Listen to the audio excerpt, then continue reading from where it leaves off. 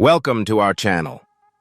Today we're about to witness an emotional moment as Prince William shares the final words Princess Diana entrusted to him, causing King Charles to break down in tears. This is a surprising and heartfelt story that reveals the deep emotions and bonds the royal family has kept hidden for years. Don't miss it. Join us to experience the profound love and connection within the royal family. Why was the car speeding at such a dangerous rate? Did the driver really lose control, or was there pressure from another source? And most importantly, who was following Diana that night, preventing her from finding a final moment of peace? These questions remain unanswered, and it's this prolonged silence that has led many to believe there's a greater truth being hidden behind the incident. If you find this story interesting, drop a comment with the number 1. If not, comment 0. Don't forget to share the video and share your thoughts in the comments below. We'd love to hear from you. Make sure to subscribe to the channel so you don't miss out on more exciting videos. Now let's dive into the story together. For years, conspiracy theories have become an inseparable part of any conversation about Diana. Many believe that her death was not merely an accident, but the result of a carefully planned plot. They think that because Diana broke the boundaries of a traditional royal family member, daring to love, speak her mind, and live like an ordinary person, she became a threat to those forces determined to keep everything within strict control.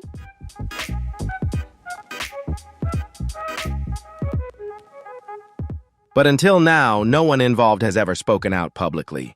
There has never been an official confession until Diana's own son, Prince William, shocked the world. In a deeply emotional moment, he broke down in tears as he openly shared his belief about who was behind his mother's death. It was not just the words of a deeply hurt son, but the voice from the heart of a living witness who grew up in the shadow of loss and silence.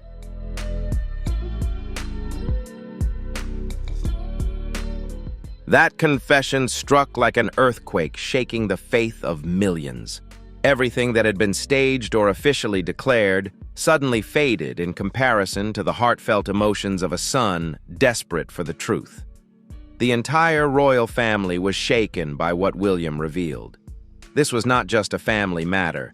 It was a truth that could change an entire generation's perception of what really happened behind the palace's grand doors.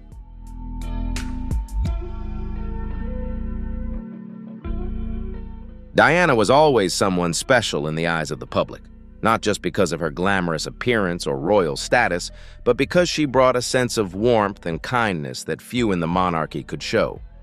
She never shied away from sensitive issues, nor was she afraid to face the pain of others. From hospitals to orphanages, from HIV/AIDS centers to forgotten, impoverished lands, she showed up with her whole heart, not for image, but to listen and truly connect with every human life she encountered.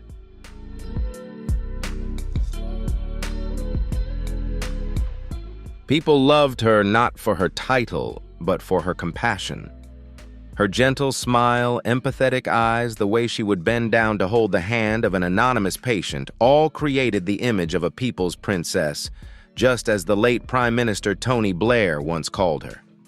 To the public, she was not just a symbol, but the embodiment of hope and kindness in a world full of injustice.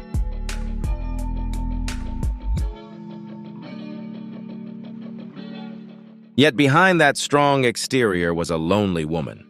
Her marriage to Prince Charles, once seen as a modern fairy tale, ultimately became a series of days filled with tears and pain.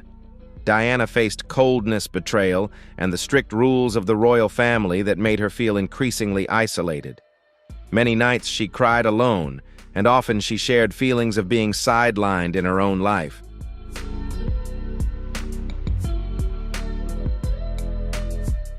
She was a mother above all else, always giving her whole heart to her 2 sons. William and Harry were the reason she kept living and fighting. She taught them how to love and how to see the world through their hearts, not from the throne. Her maternal love was so deep that even after her passing, her influence remains strong in their lives and actions to this day. That's why William's tearful confession is not just a revelation of the truth, but also a final act to protect the memory of their mother, a woman who loved him unconditionally but did not receive the protection she deserved when she needed it most.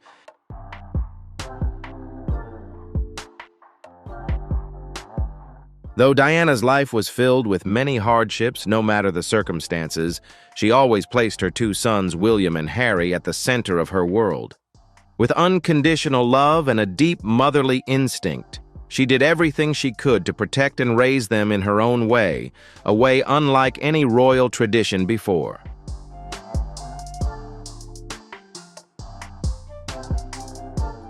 Diana believed that to become good people, William and Harry needed to understand the real world, the world of ordinary people. She didn't want her sons to grow up as golden cages on legs detached from reality and sheltered by the cold traditions of royalty. Instead of letting their lives be confined by protocol, she created simple yet meaningful memories, taking them to fast food restaurants like any other kids, holding their hands while walking in public parks, and organizing unplanned trips outside of official royal schedules.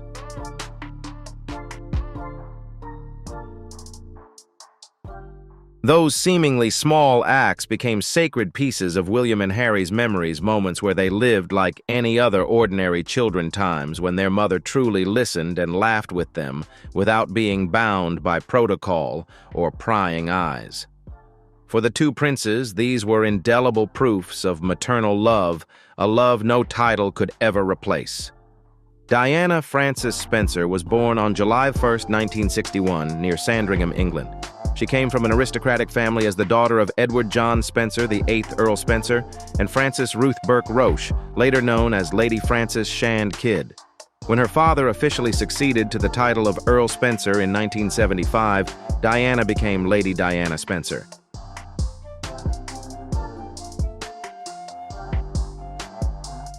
Her family included 4 children, 2 older sisters, Jane Fellows and Sarah McCorquodale, and a younger brother, Charles Spencer, who later became the 9th Earl Spencer.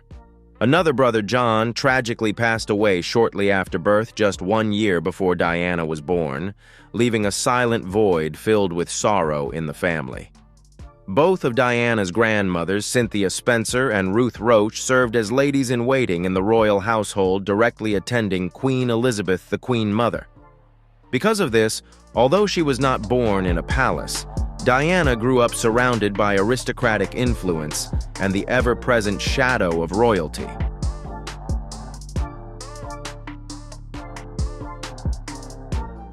However, her childhood was far from the peaceful life often imagined of aristocracy. Her parents' marriage was fraught with deep conflicts, partly due to the pressure to have a son to inherit the title. Before her younger brother Charles was born, her mother Frances endured immense pressure from her in-laws, an element that contributed to the marriage's breakdown. Ultimately, Diana's parents divorced when she was still very young.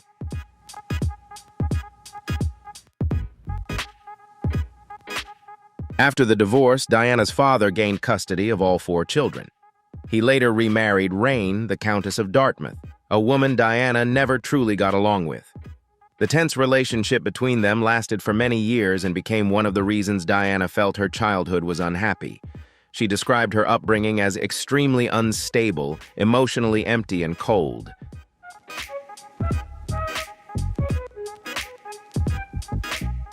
Diana attended Riddlesworth Hall, a private school for girls, before transferring to West Heath School, where she continued her studies through her teenage years.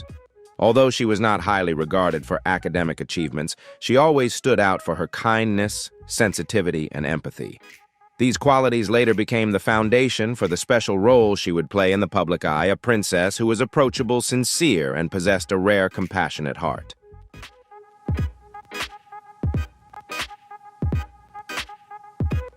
Though a rather shy girl, Diana always had a special love for music and dance places where she found joy and freedom. After completing her studies at the Alpine Institute in Switzerland, she moved to London, starting work as a nanny and later becoming an assistant at a kindergarten. Her passion for children was evident both in her work and in her lifestyle.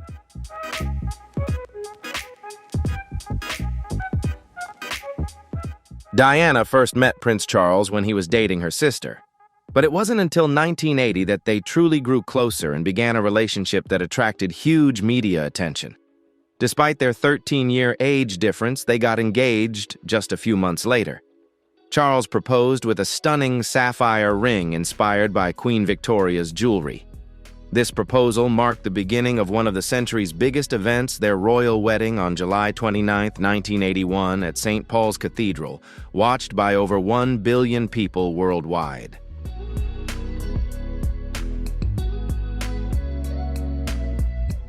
Diana's wedding dress, adorned with thousands of pearls and a 25-foot-long veil, became an iconic symbol of the era.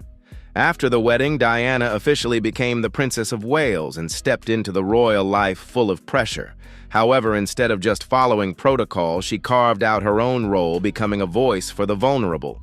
Diana became famous for her compassion and charitable work, especially with the homeless, HIV/AIDS patients and disadvantaged children.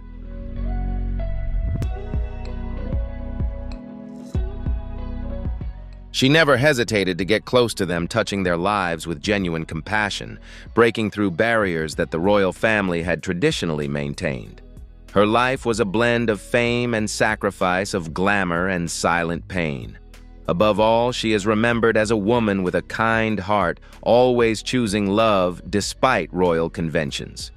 Everyone who knew Princess Diana, whether through images, media, or stories, held a deep admiration for her.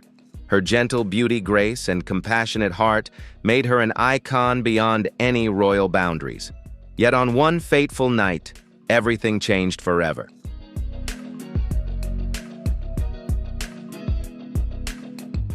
On the night of August 31, 1997, the world was shocked by the news that Princess Diana, a beloved woman known for her compassion and tireless charity work, had died in a tragic car accident in Paris.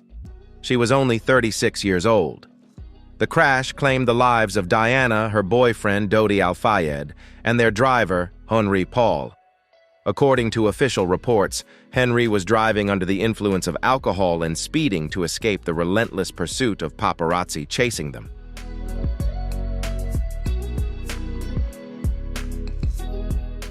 Dodi Al-Fayed was the son of billionaire Mohammed Al-Fayed. After Diana divorced Prince Charles, she and Dodi began a romantic relationship. They spent the summer together, enjoying time on a yacht along the French Riviera. But upon returning to Paris, their private life continued to be surrounded by paparazzi. That evening, they stayed at the Ritz Hotel owned by Dodi's family.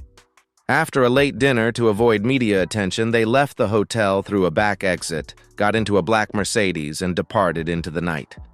Just minutes later, the car sped through the Pont de l'Alma tunnel, chased closely by flashing camera lights and the roar of pursuing photographers' engines.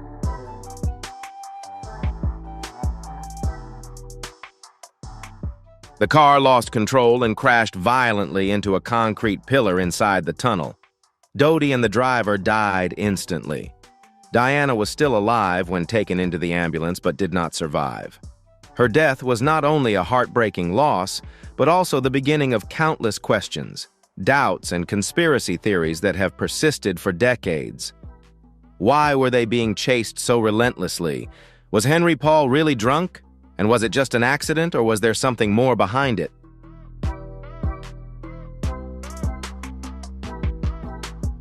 Footage from the hotel's security cameras showed Henry Paul walking normally with no signs of intoxication, as the initial reports claimed. From there, public skepticism began to rise. Was this really just a traffic accident? Could Princess Diana's death be the result of a hidden truth, never revealed?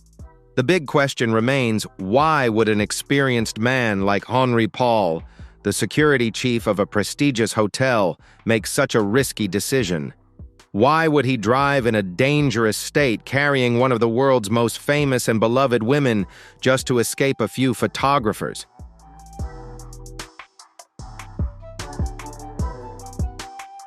For many, the simple answer is that it was an accident caused by reckless driving under the pressure of the media. But for independent investigators and conspiracy believers, they see a different picture, deeper, more complex, and more disturbing. One of the most controversial theories is that the accident was not a random event, but the result of a deliberately orchestrated conspiracy.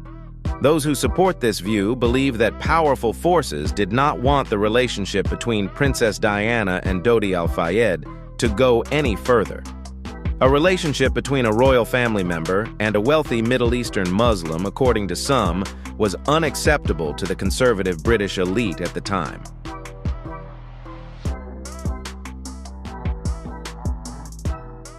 Dodi's father, Mohammed Al-Fayed, publicly accused the British royal family of interference, fearing that the monarchy's reputation and image would be damaged if Diana married someone outside the white Christian aristocracy. He claimed that his son and Diana were planning to marry and even suggested that she was pregnant.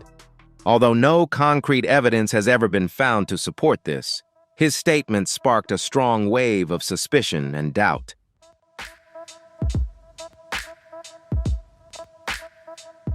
Despite widespread suspicions, the official French investigation in 1999 and the subsequent British inquiry in 2008 both concluded that the accident was caused by drunk driving combined with excessive speed. However, conspiracy theorists argue that the investigation reports failed to clarify all the unclear aspects of the case details that led them to question the true transparency of the entire process.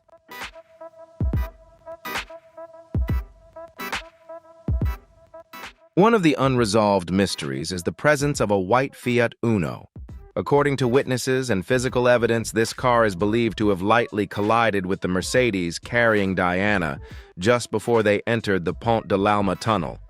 This Fiat was never found. The driver never came forward.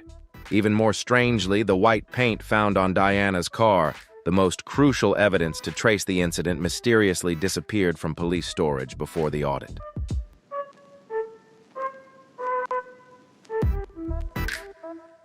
The disappearance of this evidence has fueled public suspicion. If it was truly just a traffic accident, why was such a crucial detail not properly preserved? And if no one intended to cover anything up, why have so many related data vanished or become inaccessible? Moreover, another strange detail intensified the doubts. The security cameras at the tunnel entrance, which should have recorded the entire accident, stopped working exactly at the time of the incident. This technical failure was eerily coincidental. Conspiracy theorists call this the time blackout, the moment when the truth that should have been preserved completely disappeared.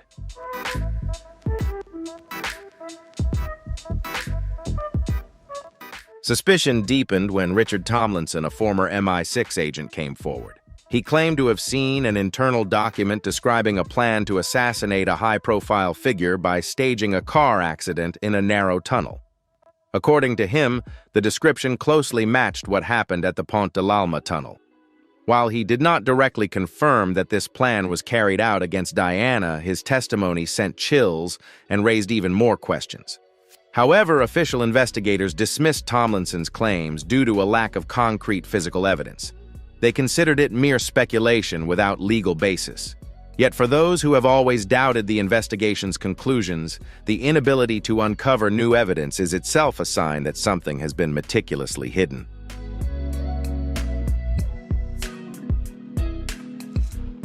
Diana was once the most closely watched woman on the planet, with every step of hers relentlessly pursued by the press and cameras. Yet in the most fateful moment, the moment that took her life, there was no footage, no sound, no concrete evidence, just a chilling silence in the Pont de l'Alma tunnel. It is precisely this silence, along with a series of unclear details, that has made Princess Diana's death one of the most haunting mysteries of the 20th century. And even now, many years later, that question quietly remains in the hearts of millions: what truly happened that night?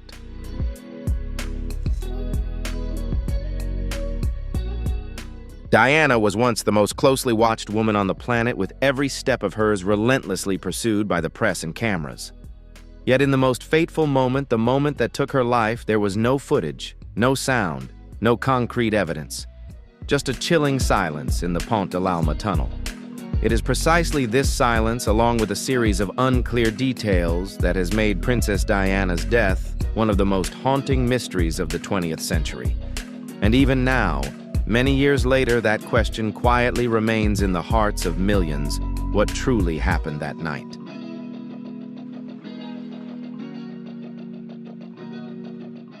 Meanwhile, the coroner's office revealed that Diana's seatbelt was not fastened properly, a crucial factor contributing to her tragic death.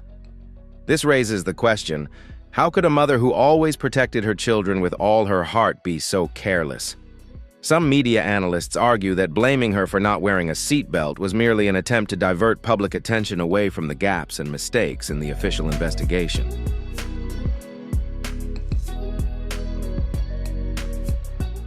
The deeper we dig into the matter, the more complex and mysterious the web of interests surrounding Diana becomes. There are media corporations exploiting her image for profit, politicians trying to cover up scandals linked to the royal family, and even extremist groups opposing relationships between Muslims and Christians. All of these seem to form a secret curtain shrouding Diana's death.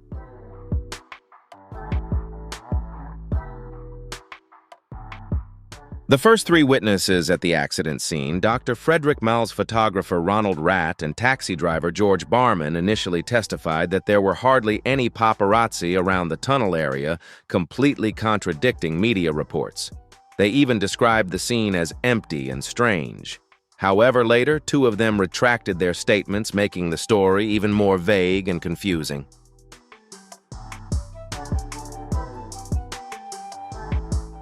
More than 2 decades have passed with 4 major investigations and thousands of pages of documents released, yet the official conclusion remains that it was a simple accident. However, every year as millions of flowers are laid outside Kensington Palace on the anniversary, as Diana's unpublished diaries continue to capture public attention, and as Prince William and Prince Harry gradually express doubts about the integrity of the case files, the story behind the princess's death continues to smolder like a flame that refuses to be extinguished.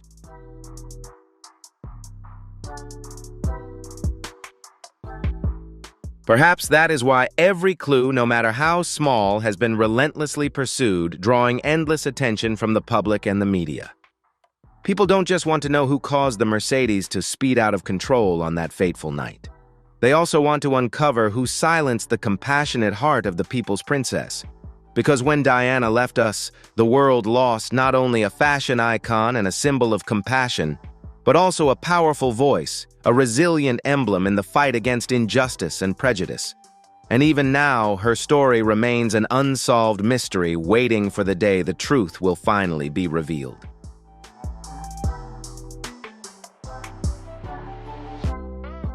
Diana lost a hand that once reached out to AIDS patients at a time when the world was filled with prejudice and stigma. That loss, along with the unanswered questions, turned the accident into a deep scar in the memory of both England and the global community. Until the full truth is revealed, the story behind her death continues to haunt and inspire those seeking justice worldwide in their relentless journey to find answers.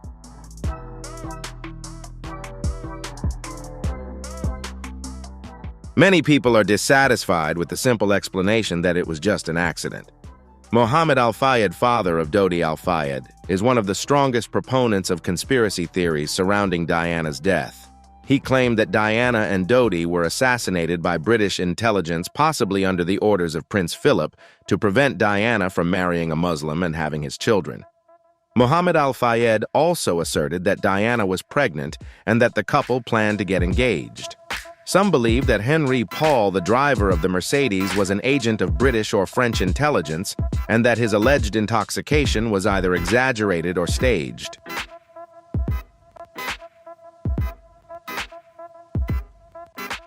The absence of crucial CCTV footage related to the accident and the chaotic circumstances surrounding Diana's death has fueled widespread suspicion.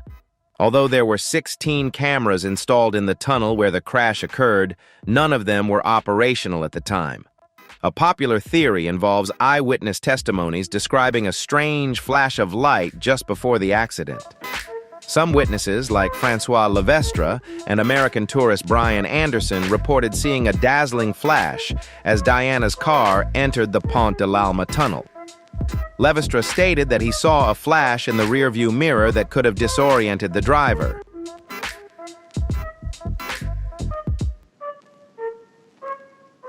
However, inconsistencies in Levestre's testimony, along with his 1989 fraud conviction, have undermined his credibility. His wife also disputed his account, and no other witnesses mentioned seeing any such flash of light. A detailed reconstruction of the accident found no evidence of any spark or flash, concluding that the car lost control before entering the tunnel. Another theory revolves around Diana not wearing her seatbelt on the night of the accident, despite regularly doing so while driving. This raised suspicions of possible sabotage or interference. The 26-minute delay in transporting Diana to the hospital also sparked controversy, leading some to suspect intentional delays in the emergency response.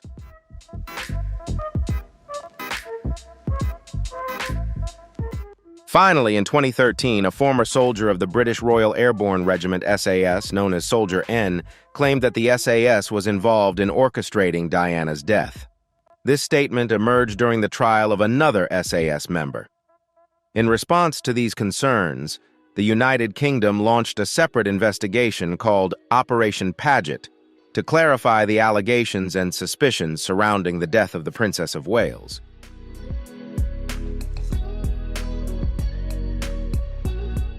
The investigation, initiated by the British police in 2004, about 7 years after the accident, aimed to thoroughly review all conspiracy theories that had emerged since Princess Diana's death in 1997.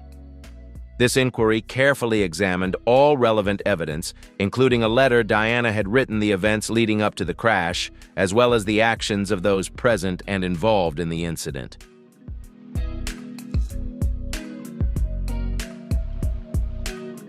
In 2006, Operation Paget released its official findings.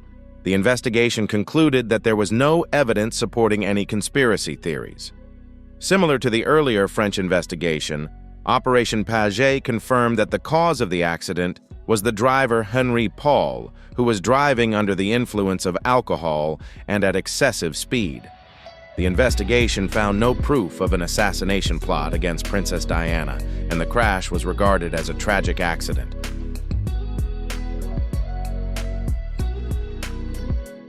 Despite the official conclusion, many people remain unconvinced and continue to pursue conspiracy theories, particularly citing a letter Diana once wrote expressing her fear of a potential tragedy. Additionally, Diana's former butler, Paul Burrell, has contributed to the public's heightened interest in the princess's private life.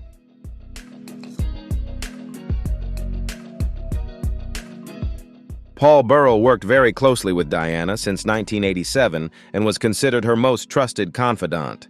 Diana once called him her greatest support during difficult times. After Diana's passing, Burrell revealed many private stories and hidden aspects of her life, giving the public a deeper insight into the real Diana beyond the royal glamour. If you find this story interesting and want to learn more, don't forget to like, share the video, and subscribe to the channel so you won't miss any more exciting videos. Now let's continue the story together.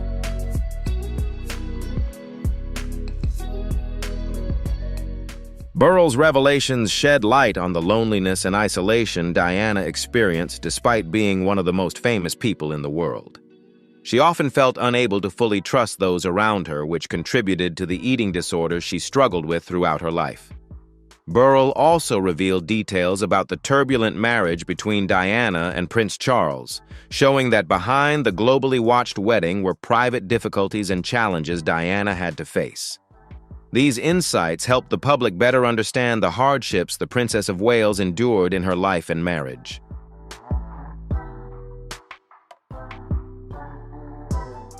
Princess Diana was fully aware of Prince Charles's close relationship with Camilla Parker Bowles, which caused her immense pain. In an interview, Diana candidly stated that there were 3 people in her marriage, referring to Charles, Camilla, and herself. Revelations from Paul Burrell, her close butler, have helped the public gain a deeper understanding of the heavy emotional impact this situation had on Diana. She went through profound periods of sadness and felt overwhelmed by the pressures and events surrounding her.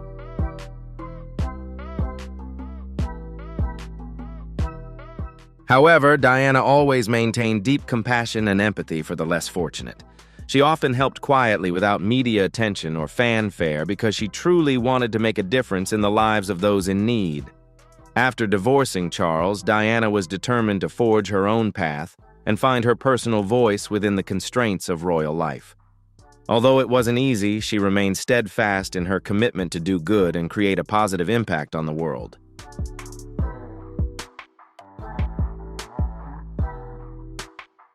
Paul Burrell admired Diana's resilience and often spoke about how she maintained her spirit even during the toughest times. Motherhood was a profoundly important part of Diana's life, something Burrell shared openly with the public. He talked about the boundless love she had for her two sons, William and Harry, as well as her efforts to shield them from the heavy pressures of royal life. Diana always wished for her children to have as normal a childhood as possible.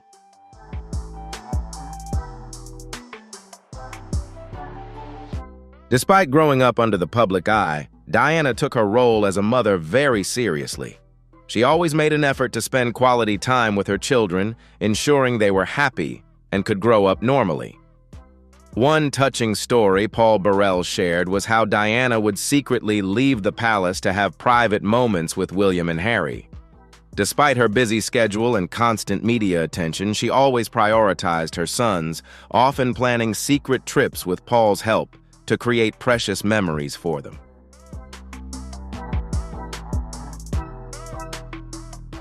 After Princess Diana's death in 1997, Paul Burrell, her trusted butler, released a book titled A Royal Duty in 2003, in which he shared many personal and profound stories about Diana's life and the challenges she faced.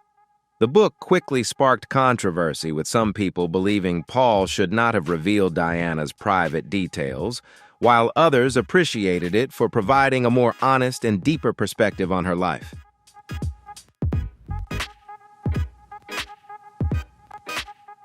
Paul Burrell defended his decision to write the book, asserting that he wanted the world to better understand the real person behind Diana and the difficulties she faced. He also shared the deep sorrow and sense of loss he felt witnessing the passing of someone so close to him, while feeling a responsibility to protect Diana's memory so that the truth about her life would not be forgotten. His revelations helped the public realize that although Diana was a global icon, she was also a human being facing many personal struggles just like anyone else.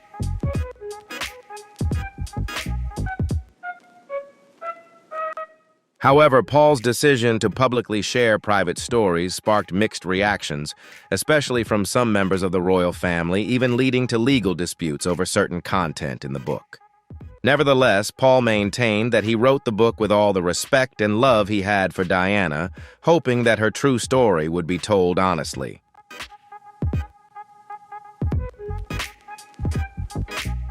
Not everyone welcomed Paul's revelations.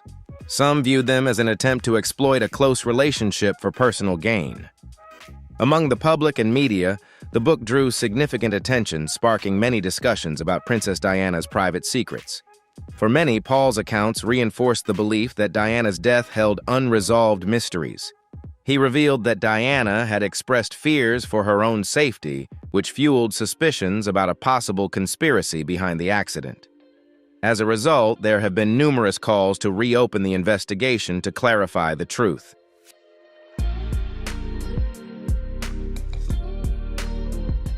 Some advocacy groups and members of the public began calling for a review of the evidence, hoping to uncover the full truth about the fateful night when Diana passed away. However, not everyone believed that the stories revealed by Paul Burrell could prove anything new. Some argued that the official investigation had already reached an accurate conclusion and questioned whether Paul's disclosures truly added any substantial insights.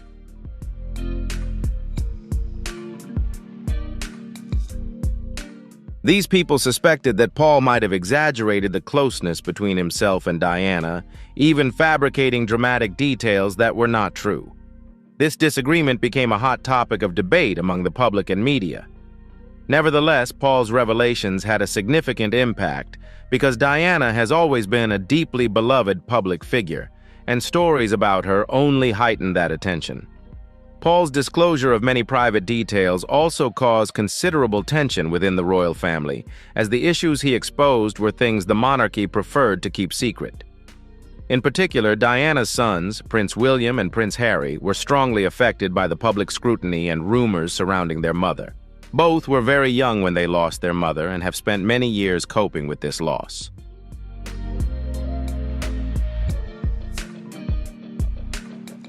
Despite the passage of time, public and media interest in Diana has never waned. In recent years, Prince Harry has openly shared his struggles, especially the profound impact of his mother's death. In his memoir, Spare, published on January 10, 2023, Harry recounts personal experiences, his complicated relationship with his family, and the events that led him and his wife, Meghan Markle, to step back from their royal duties and leave the United Kingdom. Spare offers an intimate insight into Harry's life, depicting feelings of isolation and not belonging within his own family, as well as the challenges he faced growing up in the royal spotlight. The book's title alludes to the concept of the heir and the spare, reflecting the sense of being undervalued and alienated that Harry once endured.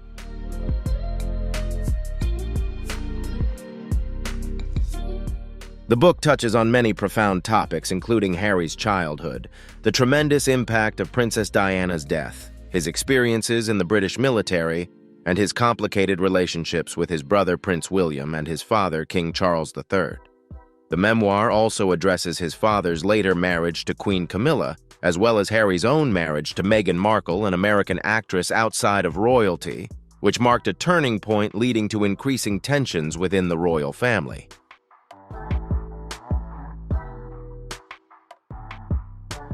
Harry and Meghan's decision to step back from their roles as senior members of the royal family further complicated the situation. The Duke and Duchess of Sussex announced their intention to withdraw from royal duties. Spare was released amid great public and media anticipation, receiving mixed reactions. Some praised Harry's honesty and openness, while others felt he revealed too much of his private life. Despite the varied opinions, Spare made history as the best-selling non-fiction book of all time. In the summer of 2021, Harry shared that he wrote the memoir not as the prince he was born to be, but as the man he has become.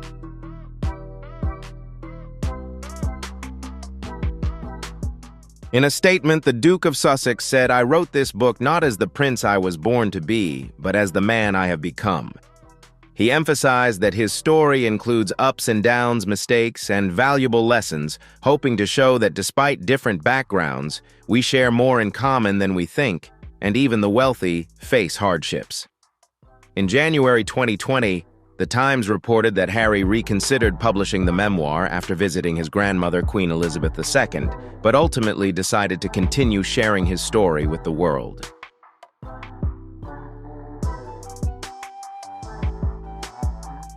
However, if ambition overshadows purpose, public trust could waver, and for Camilla, her role may well be the most pivotal turning point. Will she bravely step into a role that promotes supporting values or seek to reclaim her former prominence? The monarchy stands at a crossroads: rebirth or breakdown. The next move could be a declaration of unity or the final spark of division in a rapidly changing world. Although the Queen had passed, her legacy continued to shape the monarchy's history and profoundly influence how people envisioned its future. This moment marked a turning point, inspiring renewed faith and optimism for the royal family's journey ahead.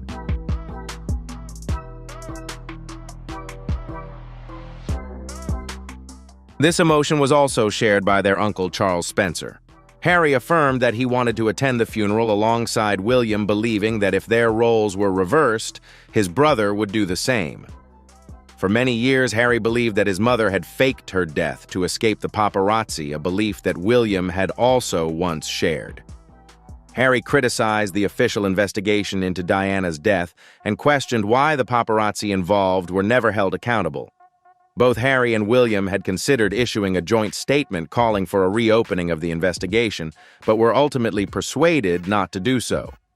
During a visit to Paris in 2007, Harry asked the driver to take the same route through the tunnel where his mother died, driving at the same speed as that day. A decision he later regretted, as it only intensified his pain.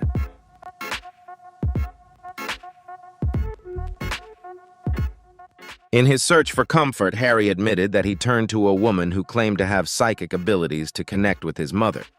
He also candidly shared about his past drug use, revealing that he tried cocaine at age 17 and took magic mushrooms at a party in 2016, which led to hallucinations.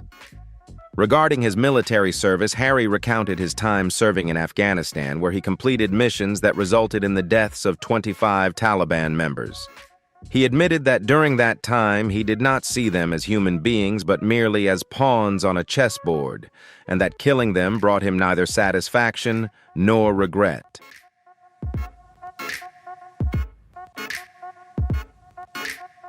Harry also shared about the tense relationship with his father and stepmother Camilla, Charles's wife.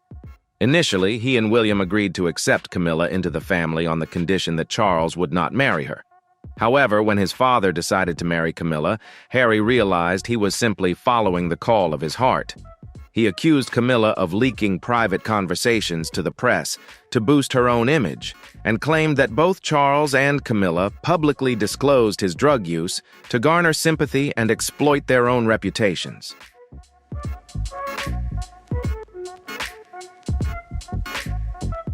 Harry also said that William feels guilty for not speaking out about their father's relationship with Camilla, which caused his brother a lot of pain and confusion.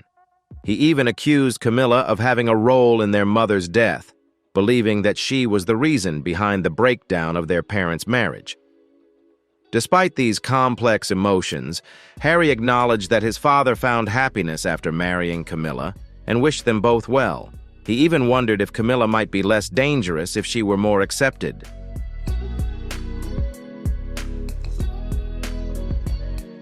Harry also revealed that his role as best man at William's 2011 wedding wasn't quite what everyone imagined.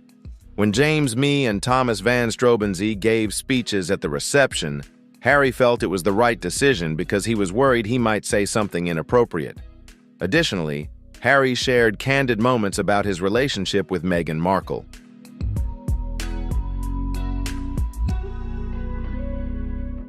On their first date, he was on a racing boat with no restroom and ended up wetting his pants. He also admitted regretting searching for intimate scenes of Meghan in tight outfits, saying now he wishes he hadn't done that. During an argument, Harry got very angry when Meghan said she wouldn't forgive such behavior and suggested he should seek therapy.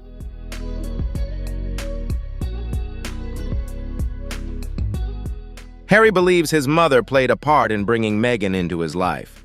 He recounts 2 signs that told him Meghan was pregnant first when she sang to a group of seals, and he was convinced they sang back. And second, when Meghan brought 2 pregnancy tests and placed them on his bedside table. When they both confirmed the good news, Harry expressed gratitude, hoping his mother had helped bring it about. The couple announced the pregnancy to the family at Princess Eugenie's wedding in October 2018. During Meghan's labor, Harry used a laughing gas mask to stay calm.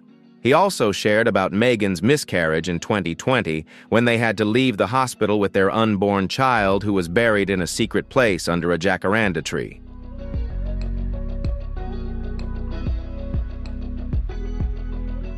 The memoir also recounts the details of a confrontation between Harry and William at Nottingham Cottage in 2019.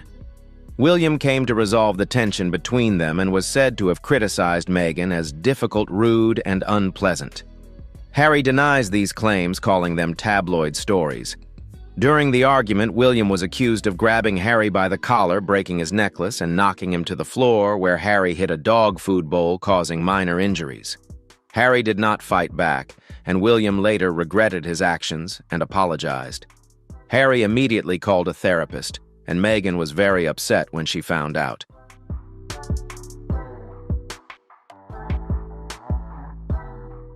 Harry revealed that his father, Charles, once questioned whether Meghan should continue acting due to limited finances. Charles supported the couple until they left the UK, but was also concerned that Meghan's fame might overshadow him. Harry also believed that Charles and Camilla were uncomfortable with the significant attention William and Kate received. Harry expressed surprise that the government-provided security for him was withdrawn after he stepped down from royal duties, while his uncle Prince Andrew retained his security despite facing serious allegations.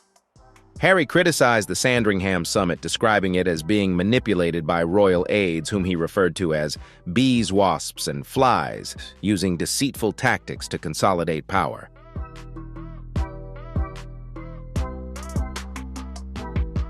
Finally, Harry recounted the tense meeting with Charles and William following the funeral of Prince Philip in April 2021.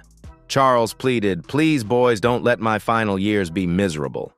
Harry described William as his beloved older brother, but also his greatest rival. During a walk, William asked why Harry hadn't expressed his concerns earlier and suggested he should have raised his complaints with the Queen.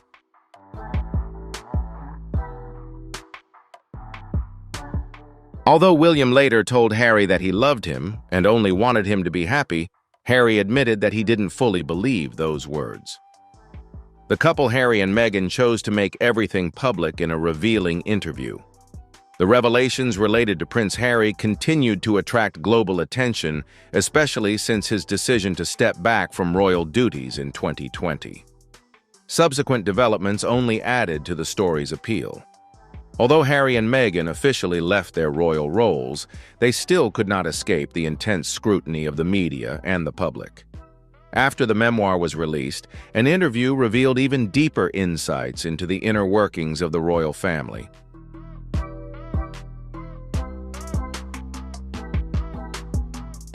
In the interview, Harry revealed details never disclosed in his book, particularly about the tense meeting with his brother William in 2021. He recalled the familiar furrowed brow on William's face, an expression he often saw whenever the two interacted, along with the noticeable changes in William's appearance, such as his increasingly severe hair loss and the gradual fading of features that resembled their mother. Harry emphasized that these comments were not meant to hurt, but rather to paint a more honest picture of their complex relationship, especially in the context of growing up under immense pressure. He stressed that the tension between them had existed long before Meghan came into the picture, dismissing the idea that she was the cause of the rift.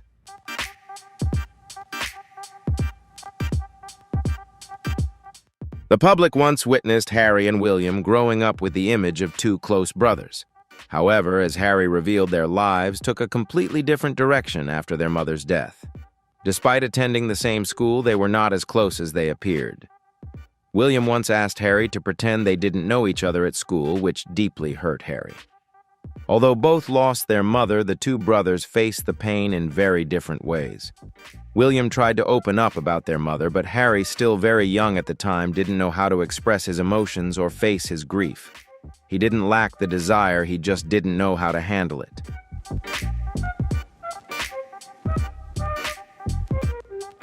Princess Diana's funeral, watched by around 2.5 billion people worldwide, featured many immortal moments, with one of the most striking being the image of Harry and William walking behind their mother's coffin to Westminster Abbey. Harry recalled the profound silence, broken only by the sounds of hooves, rain wheels, and the gravel underfoot. It wasn't until the coffin was placed at the Spencer estate that Harry cried for the first time since his mother's death. As a teenager, Harry still struggled to accept the reality and wept over his mother's passing. He couldn't believe she had abandoned them, and even wondered if her death was part of a larger plan. For many years, Harry held on to the hope that his mother had simply disappeared temporarily and would one day return.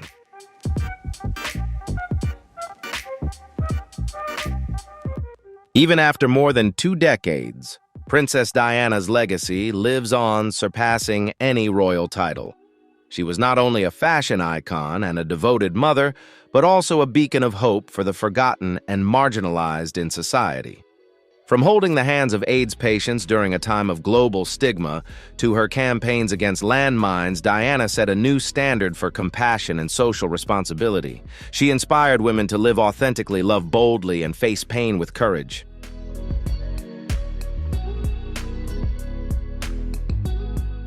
If you're interested in the real stories behind the royal glamour, don't forget to like and share the video and leave your thoughts in the comments below to help spread the truth to more people.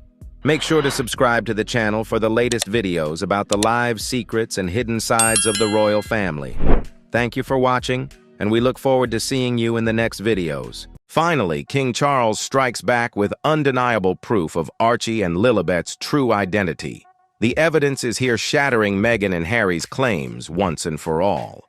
Could this be the biggest counterattack in the royal feud? Let's dive in and find out in this video. What do you think about the latest royal drama? Do you believe Meghan's claims about Archie and Lilibet? If you do, drop a 1 in the comments. If not, leave a 0. Stick around to watch the video and uncover the shocking truth King Charles just revealed, and don't forget to hit that subscribe button to support the channel.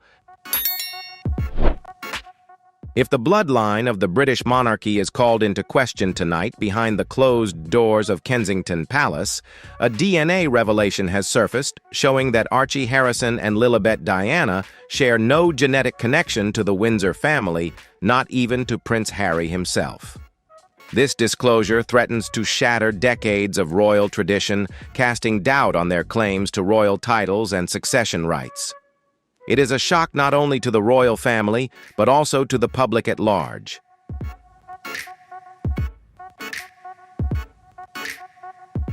It all began with silence. A single document bearing the Kensington Palace seal was quietly leaked to a trusted royal journalist without fanfare, no press conference, and no comment from the palace. Only 5 words were scrawled at the margin, with a chilling conclusion: "No Windsor blood detected." This sparked a heated debate over the legitimacy of royal claims, sending everyone into a search for a truth that had long been concealed.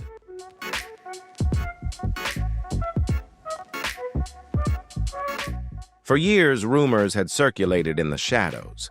Whispers, slowly morphed into tabloid fodder conspiracies, appeared on forums and were shared across social media feeds. But this was different. This was evidence. Cold, clinical proof that threatened to unravel the very foundation of the royal lineage. From the moment Prince Harry and Meghan Markle announced the birth of their son Archie Harrison Mountbatten, the public had noticed the strange absence of the usual royal rituals.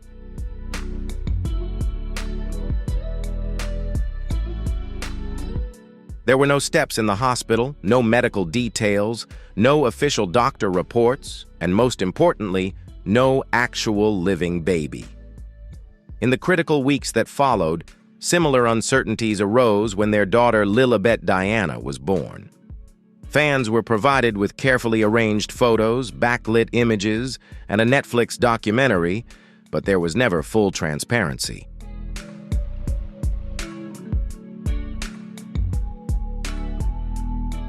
At first, only a small portion of the observant community voiced doubts, but now it has been confirmed as an undeniable truth. Archie and Lilibet truly have no biological connection to the Windsor family. This revelation is not just about biology. It touches on succession, national identity, and the sanctity of truth in a monarchy that has endured through wars, scandals, and assassinations.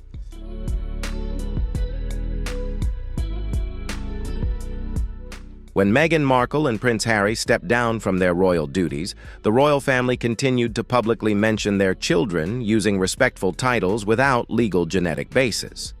In response, Kensington Palace took a step to push back. DNA reports were never intended for public disclosure.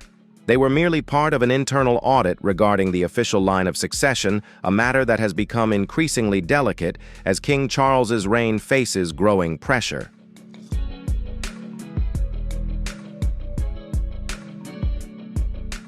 The report was handled by forensic experts working under the Royal Protocol Office, an elite internal team tasked with managing the most stringent legal compliance issues of the monarchy. What they found left no room for interpretation. Samples from both children showed no chromosomal link to Prince Harry or any member of the Windsor family, living or deceased. This means that genetically Archie Harrison and Lilibet Diana are not Windsor and are not eligible to inherit the royal throne. They are even ineligible to bear the Windsor surname.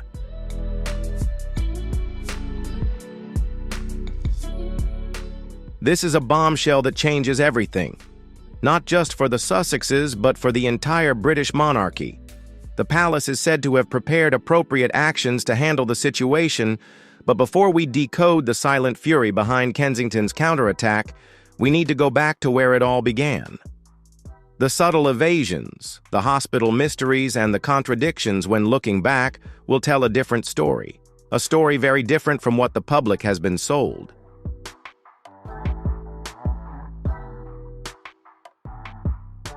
Archie Harrison, the son of Prince Harry and Meghan Markle, was born as the first mixed-race child in the modern royal family. It was an iconic event, but the usual procedures were quietly overlooked. While Kate Middleton beamed with every child outside the hospital, Meghan opted for complete privacy.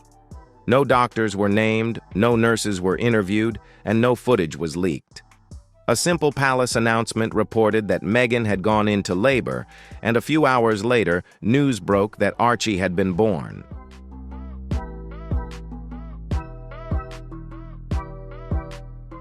Even veteran royal reporters admitted that something was amiss.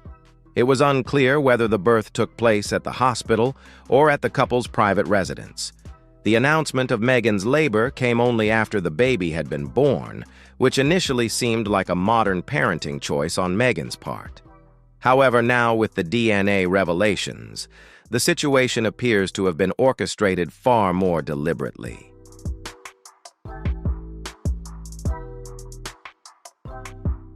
The birth of Lilibet Diana was no different. There was no official hospital, no medical staff on record, and the birth announcement in California lacked any public certification. Once again, privacy was cited to explain this deviation. However, in a royal family where public duty begins the moment a child is born, this discrepancy was not only an act of defiance, but also highly suspicious.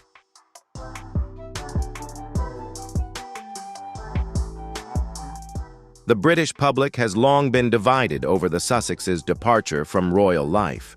Some see it as a reasonable escape from the intense scrutiny of the monarchy, while others view it as a money-making scheme, a way to capitalize on the royal brand without taking on any responsibility. However, after these revelations, the stakes have risen significantly. It's no longer just about lifestyle choices or media coverage. It now concerns the integrity of the monarchy itself.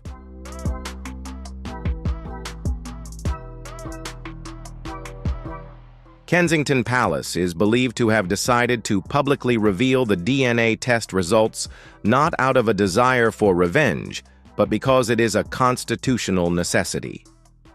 DNA verification is now not only about biological truth, but also concerns succession rights, royal assets, and the future influence of the monarchy.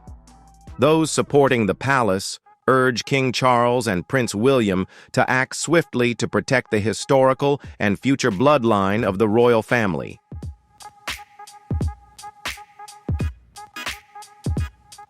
Meghan Markle is said to have been notified before the news reached royal reporters. Her reaction was reportedly one of anger and hostility. She threatened legal action while Prince Harry, according to sources, was emotionally shocked and unusually silent. Since the DNA leak began, Prince Harry has made no public statements.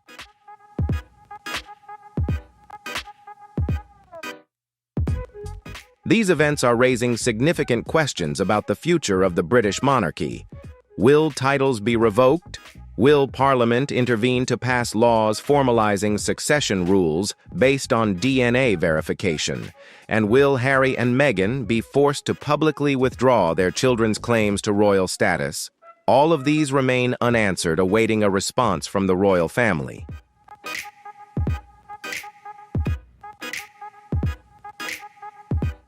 The British monarchy has faced numerous scandals in the past, from affairs and financial corruption to abdications. However, they have never before encountered a scandal that questions the legitimacy of their bloodline and the future of the monarchy. And if what palace sources are saying is true, Kensington Palace is far from done. This is just the beginning of a larger effort to expose what one royal insider has called the greatest deception ever carried out within the royal walls.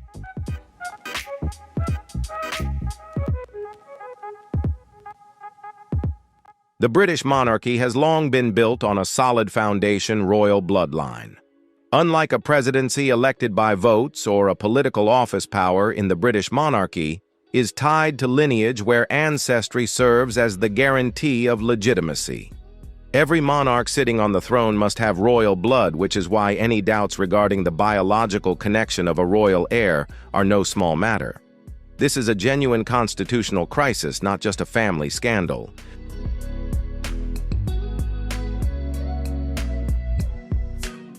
To understand the significance of this DNA revelation, we must look back at the history of the monarchy.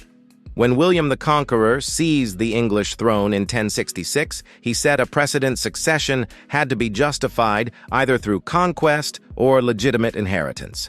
Today, in a modern democratic society, royal succession remains protected as the sole reason for the monarchy's existence.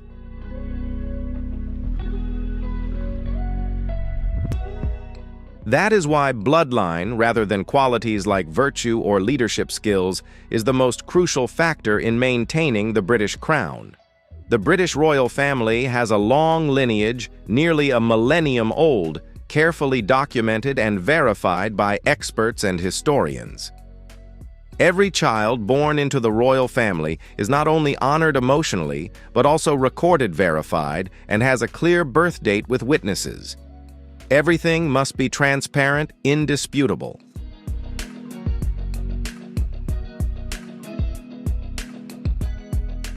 Ownership, responsibilities, and roles within the royal family all depend on the assumption that an heir must truly be who they claim to be. Therefore, the lack of transparency surrounding the births of children like Archie Harrison and Lilibet Diana has raised serious concerns within the palace.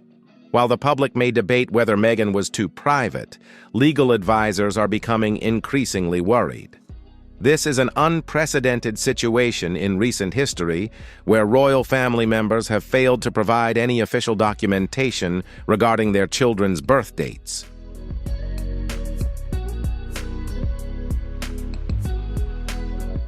Throughout history, royal marriages have not been solely about love. They have been power alliances designed to strengthen and protect the royal bloodline. Even in modern times, the marriage of Queen Elizabeth II and Prince Philip, although seen as a love story, was in fact a union between distant relatives sharing the royal bloodline. This was considered essential to maintain the integrity of the royal lineage.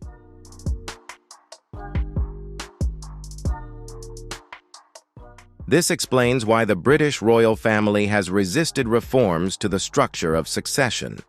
While many constitutional monarchies in Europe have made changes in the UK royal bloodline, remains the unchangeable factor in the system of succession.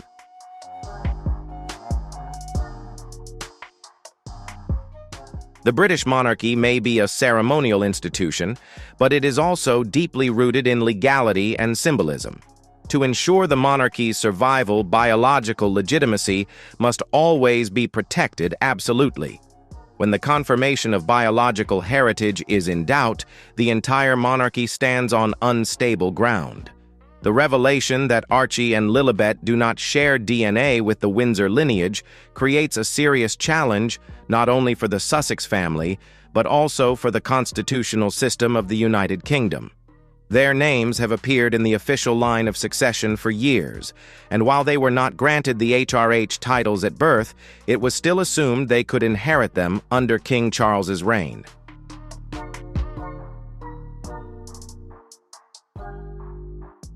The line of succession is not only symbolic, but also governs decisions in times of crisis.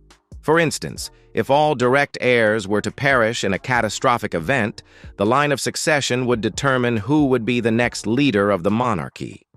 Therefore, clarity in the order of succession is essential. Fabrications or claims without proper documentation cannot be allowed to obscure this transparency.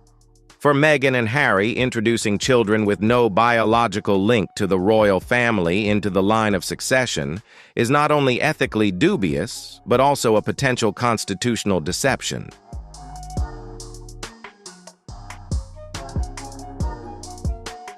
Some royal scholars have pointed out that this situation bears similarities to past scandals regarding the legitimacy of the royal family. For instance, in the 15th century, Princes Edward V and Richard were rumored to have been murdered by their uncle Richard III, partly due to doubts surrounding their legitimacy. More recently, in the 20th century, there were rumors about the paternity of Prince Albert Victor, Duke of Clarence. However, never before in modern times has the monarchy faced a scenario where children presented as heirs could have no actual biological connection to the royal lineage.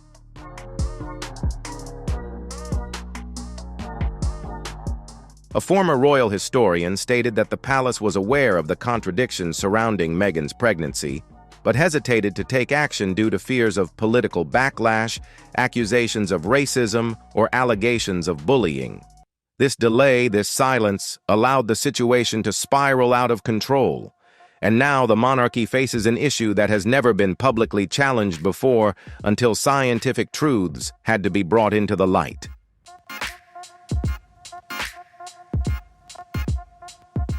Royal blood is not only important because it determines succession, but also because it binds the crown to the people of Britain. When the nation accepts a monarch, they do so on the basis that the individual is the living embodiment of the nation's heritage. If the monarch's heirs are not truly their own, the public may feel deceived when swearing loyalty to an illusion. This not only damages the royal family's reputation, but also disrupts the trust and bond between the ruler and the people.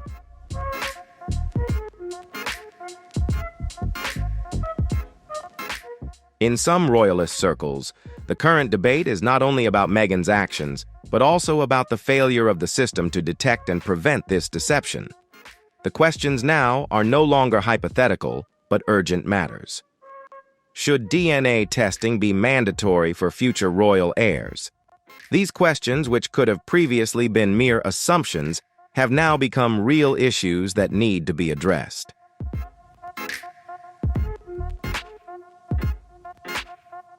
The British public funds the royal family partly through the sovereign grant from the Crown Estate. This funding covers expenses such as security, housing, travel, and education for senior members of the royal family. In the past, this support was extended to the Sussexes and their children. If those children never had biological rights to a royal title, the potential misuse of financial resources could soon become an issue that needs to be addressed.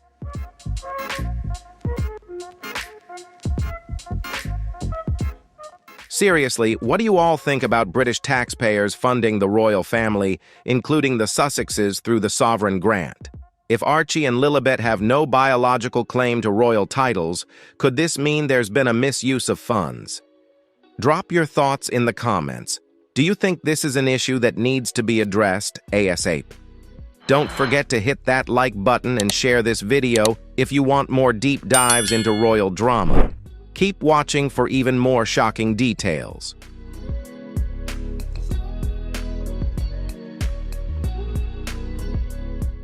The confirmation that Archie and Lilibet do not share DNA with the Windsor lineage has not only caused a public relations shock, but also opened the door to a legal and political backlash that could lead to the revocation of titles, the revision of succession orders, and even a demand for the Sussexes to publicly amend their records. There is an increasing consensus among constitutional experts that Parliament may need to intervene and pass a law requiring DNA verification for heirs in the line of succession. If enacted, this law would mark the first time in modern British history that scientific evidence would be required in royal succession rituals.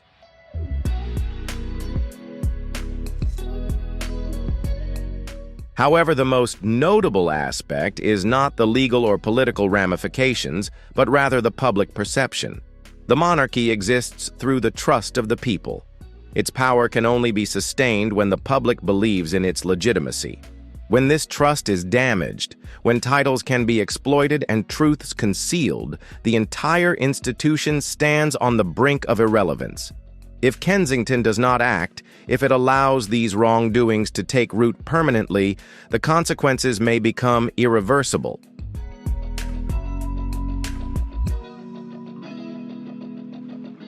The royal bloodline is not important due to superstition or tradition, but because it is the only factor that distinguishes the monarchy from a mere spectacle.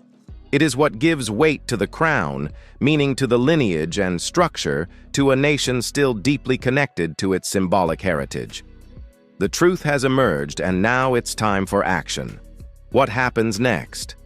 How Parliament, the palace, and the people respond will determine whether the monarchy will rise stronger or dissolve more than ever before.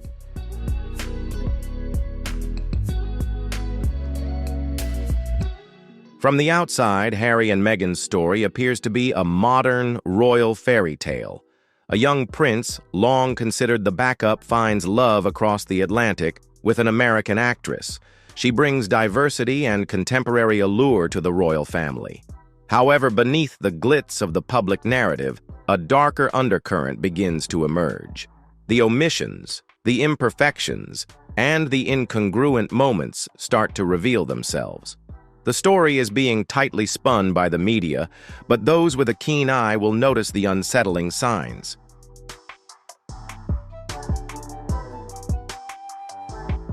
The first seeds of doubt regarding the birth of Archie Harrison were sown on the day he was born, or rather the day the announcement was made. On May 6, 2019, the palace announced that Meghan Markle had gone into labor.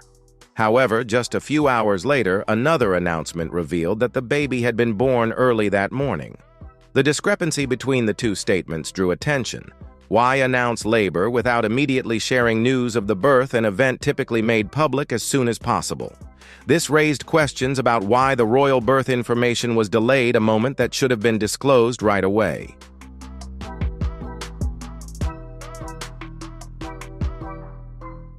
Traditionally, the birth of a royal child would follow a strict protocol.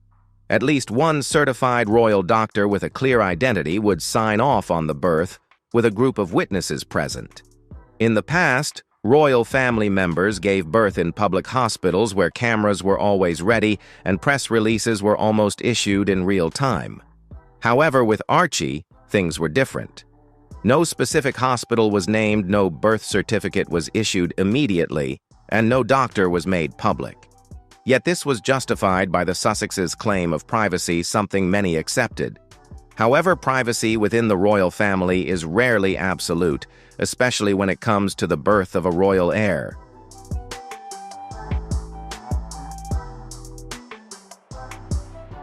The story of Eve and Maximilian Cooper is living proof that love isn't confined by race or cultural background, but is built on a deep connection between souls and genuine communication. They show that when two people embrace their differences and grow together, love becomes a powerful force that unites and uplifts them, creating a meaningful shared journey filled with purpose and fulfillment.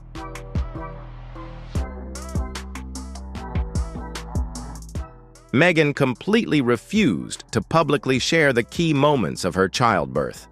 Instead, a carefully staged photo was released a few days later, not at the hospital, but in a controlled setting at Windsor Castle. In the photo, Meghan and Harry stand smiling next to their newborn, tightly swaddled in a blanket with most of the baby's face covered. What stood out was that it was not the mother or father holding the child, but Prince Harry. Meghan barely touched the baby. This moment quickly raised questions. Why was the baby so tightly wrapped if it had been born days earlier? Why wasn't the mother holding her child? Where were the signs of post-birth exhaustion or recovery? Critics were quickly dismissed as conspiracy theorists, but from certain corners of the media and the royal organization, these concerns had practical merit.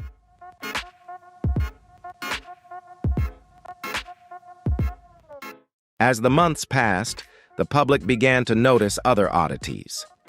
Meghan and Harry occasionally appeared in public with their children, but these moments were rare and often arranged in peculiar ways. The photos showed the baby being held at strange angles or fully covered with hats and blankets, even during summer outings. One appearance at a polo match left Meghan awkwardly posed with her posture stiff and her arms seemingly unfamiliar with the weight of the child. The press attributed this to clumsy parenting, but others suspected something was amiss. Online communities began to meticulously analyze every image and video of the Sussex family. They noticed inconsistencies in the shape of the baby's head from one photo to another, or discrepancies in hair color and ear shape. One particular comparison showed Archie in two photos, one with lighter skin and straight hair, while the other had darker skin and curly hair. Critics suggested this could be due to lighting or natural development, but others suspected something deeper was being hidden.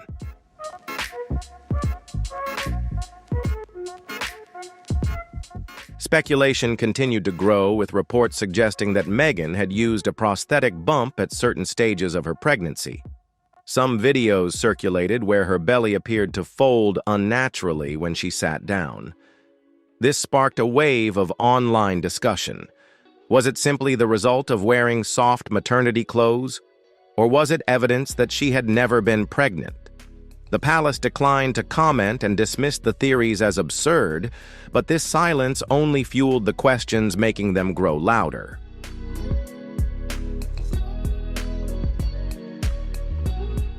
In June 2021, when Harry and Meghan had completely stepped away from official royal duties and were living in California, the announcement of Lilibet Diana's birth was even more vague than Archie's. No hospital was named, no birth time was provided, and no certificates were publicly released. The couple issued a brief statement confirming the name and birth date, mentioning that both mother and child were healthy. But once again, the official images of the newborn were missing.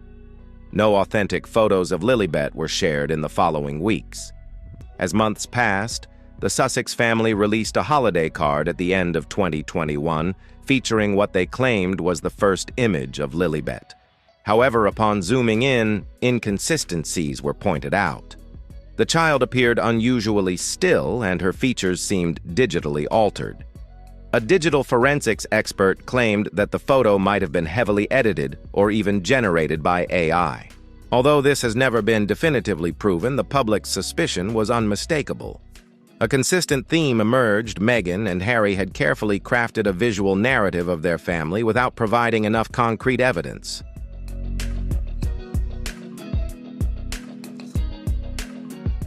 Unprotected, spontaneous moments have proven that these children are not truly integrated into royal life. While other prominent public events such as trooping the color official family photos and royal activities from a young age have seen the participation of William and Kate's children, Archie and Lilibet, have been oddly absent. Even during Queen Elizabeth II's Platinum Jubilee, when many expected Meghan and Harry to present their family to the public, the children remained hidden. Only vague statements were issued and no images or public videos were shared.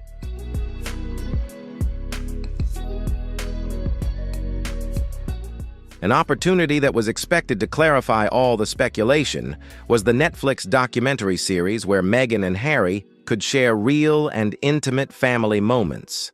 However, viewers were met with a meticulously staged production featuring distant shots, blurred backgrounds, and voices without faces. In one scene, Archie can be heard speaking, but his face is never shown. Lilibet appears only fleetingly, with her face partially turned or lit from behind. There were no real-life shots of moments like diaper changes, playtime, or bath time. These moments could have been an opportunity to convince the public that this was a thriving royal family, yet they lacked transparency.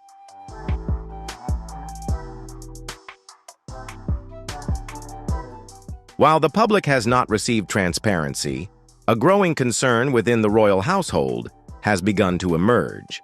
According to multiple sources, staff at Kensington Palace were quietly instructed to create a timeline of events related to both children, including private travel records, medical reports, and correspondence from staff with the Sussexes.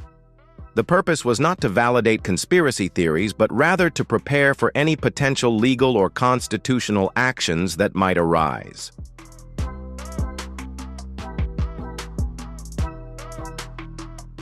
A significant shift occurred in early 2024 when an anonymous whistleblower believed to be a former medical advisor to the Sussex family provided documents and testimony.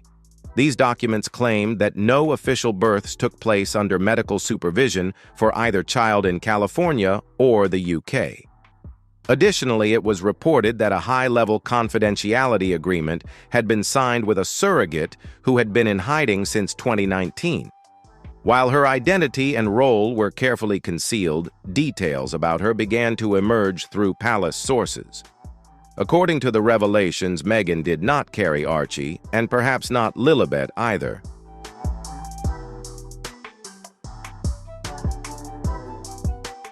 As the story of the Sussex children's births grew more obscure, the palace took discreet action. A forensic genetics company was hired to collect samples from Archie and Lilibet and test them against known genetic material from the Windsor bloodline. The results confirmed that there was no connection to the royal family. Although the public remains unaware of how these samples were collected, the silence surrounding the matter has only fueled further suspicion.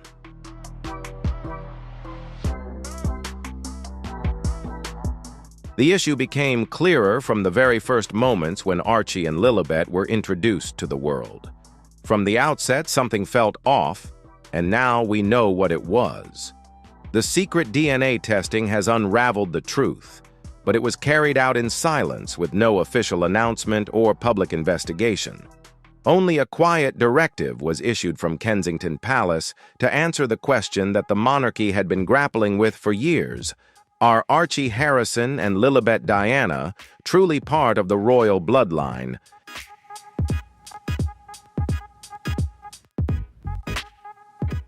Requiring a DNA test is not just a simple legal action, it is a statement of doubt and a breakdown of trust. In the royal world, asking for a DNA test signals that something is deeply wrong.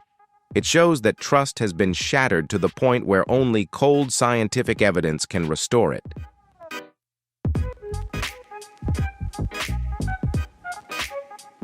The push for DNA testing was not an abrupt reaction, but a slow and cautious process carried out after years of observation and careful consideration.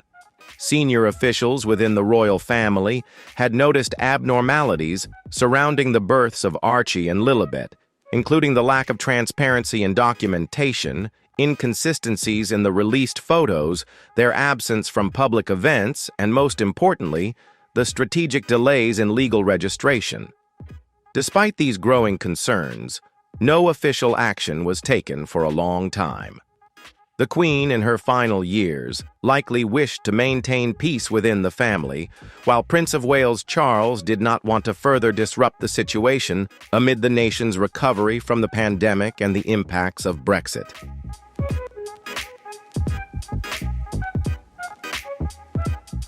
However, after years of silence, the situation could no longer be ignored. In early 2024, pressure from both inside and outside the royal family became impossible to dismiss. The whisper network within Westminster had turned into a roar as members of Parliament began questioning royal spending and the legitimacy of succession rights. A small faction threatened to introduce a bill requiring DNA verification for royal heirs, particularly for those born or residing outside the United Kingdom. At the same time, rumors about the use of surrogacy agreements began to spread more widely. It was at this point that Kensington Palace finally acted, pushing for DNA testing, not from the king, but from the Office of the Lord Chamberlain in cooperation with the Royal Heritage and Protocol Oversight Council.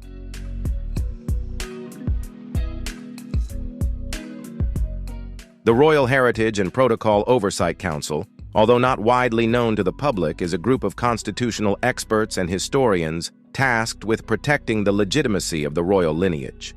Their authority is not limited to ceremonial duties, but extends to enforcing constitutional regulations. When they issue directives, they are legally binding within the royal family's structure. The testing process was not carried out in public laboratories or through typical government channels. Instead, it was conducted secretly through a research team collaborating with a private genetic research company based in Switzerland, specializing in father-child relationship analysis for high-profile clients.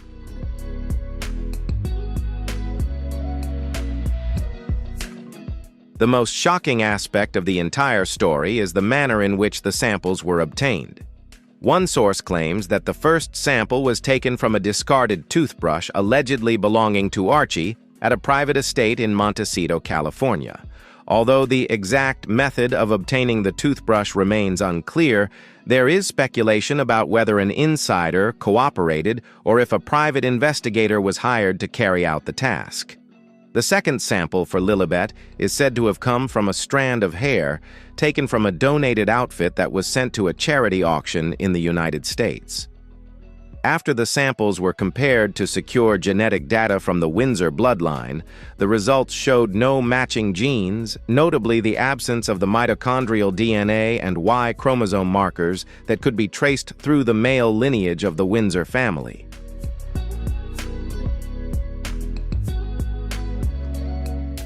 The test results concluded that there was no genetic connection between Archie Lilibet and the Windsor family. This not only caused a public uproar, but also had far-reaching legal and constitutional consequences, raising questions about succession rights and the future of the monarchy. These events not only damaged the royal family's reputation, but also sparked debates about the legitimacy of inheritance rights and what truly transpired during the births of the Sussex children.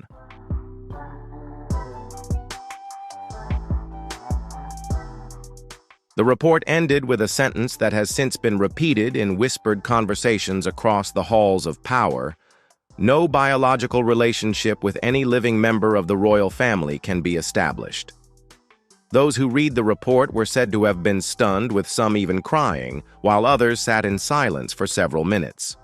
Several senior advisors to Prince William, including those with close relationships, are believed to have walked out of the room in frustration. These findings not only caused devastation, but also carried profound implications. This was not merely a matter of parental confusion or missing paperwork, but a betrayal of the institution itself. Royal children are not just family members. They are future heads of state with rights to protection, recognition, and roles in ceremonial duties.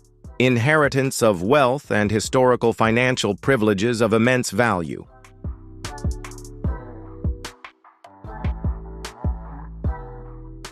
The revelation that the two individuals publicly introduced as royal heirs have no biological connection to the Windsor bloodline sent shockwaves through both the royal family and the nation. Once the test results were confirmed, a series of critical decisions had to be made. What would happen with this information, who would be notified, and how far would the consequences reach? The first to be informed was King Charles, who received the report in a private meeting at Clarence House. According to an assistant present, the king read the report slowly and asked only one question. "Are we absolutely certain about this result?" Afterward, Prince William, the heir to the throne, was also informed. His concerns were not only legal, but also how to handle the situation publicly to protect the integrity of the succession.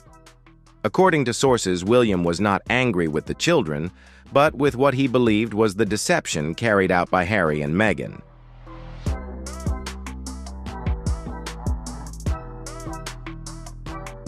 William's first concern was to ensure that Archie and Lilibet would no longer be recognized in the line of succession. His second concern was the public handling of the announcement, figuring out how to disclose this news without plunging the monarchy into a public scandal. A week later, the information was shared with Prime Minister Rishi Sunak and a small group of constitutional lawyers in the Cabinet Office to begin drafting a legal framework that would allow for the official removal of titles in Parliament without disrupting the royal family. However, the plan faltered. A second leak, this time from an international journalist with connections to the Swiss medical laboratories, threatened to expose the entire affair. Fearing the loss of control, the palace decided to release a carefully worded internal memorandum to confirm that an internal review of the lineage records had led to clarifications regarding succession protocol.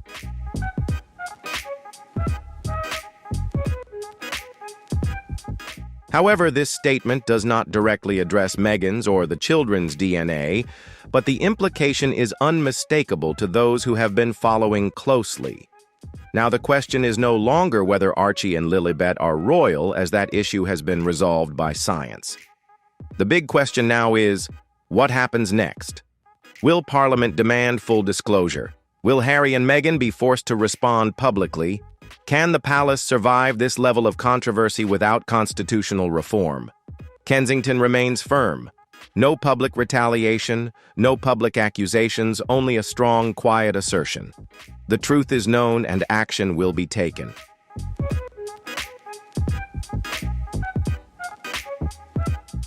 In the history of royal scandals, from abdications to affairs, this case may be the most serious because this time it's not just about love, loyalty, or legacy, it's about bloodline, the very thing that decides who wears the crown. Although this story has been whispered in the shadows of high society, speculated and passed along through royal reporters' conversations and obscure online forums, only recently has the truth about this issue begun to come to light.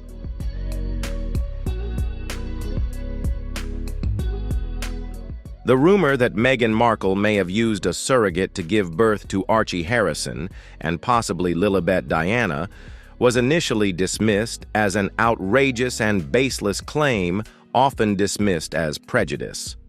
However, behind the palace walls, where optics once took a back seat to order, those whispers began to turn into frantic, urgent questions.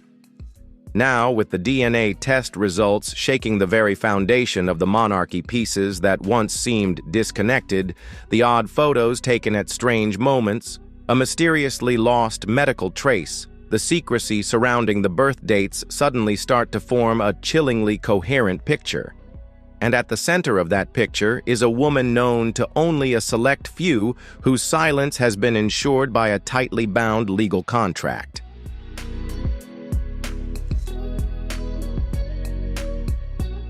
The woman known as JG is the one who carried Archie Harrison to full term.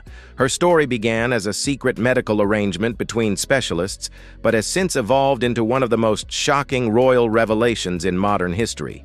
According to exclusive documents reviewed by senior officials at Kensington Palace, JG was approached in 2018 through a private agency in the United States that specializes in surrogacy arrangements for celebrities.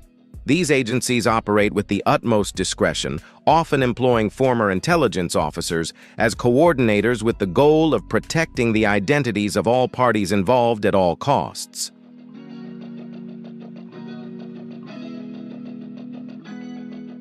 JG is a healthy woman in her early 30s, with no history of childbirth complications. She was selected based on specific genetic and physical criteria. The documents she signed included a 20-year non-disclosure agreement (NDA) with criminal penalties for any violations. Reports suggest that the payment for her participation exceeded $750,000, divided into quarterly installments and transferred through foreign accounts linked to charitable funds associated with non-profit organizations connected to the Sussexes. However, it wasn't just the financial scope of the arrangement that shocked investigators, but also the meticulous orchestration of everything surrounding it.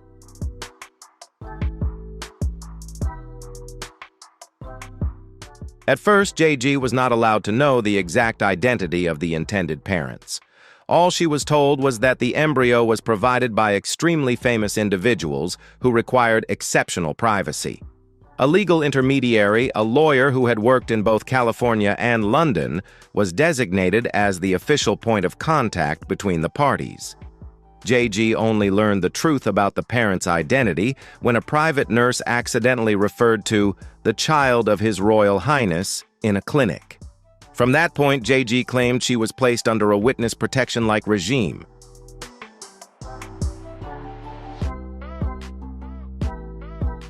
She was moved from her home in Arizona to a private estate in Utah, where a medical team monitored her around the clock. All of her communications were screened and tracked. JG claims that she never met Meghan Markle or Prince Harry in person until the final month of the pregnancy. And even then, their meeting was brief, formal, and meticulously staged. Meghan is said to have worn oversized sunglasses and a thick coat indoors, refusing to engage in personal conversations. As her due date approached, JG was transferred to a luxurious birthing suite in Los Angeles, where the clinic closed to the public on the day of the birth. A fake name was used on all hospital forms, and according to her testimony, Meghan and Harry were not present during the birth itself, only arriving several hours later.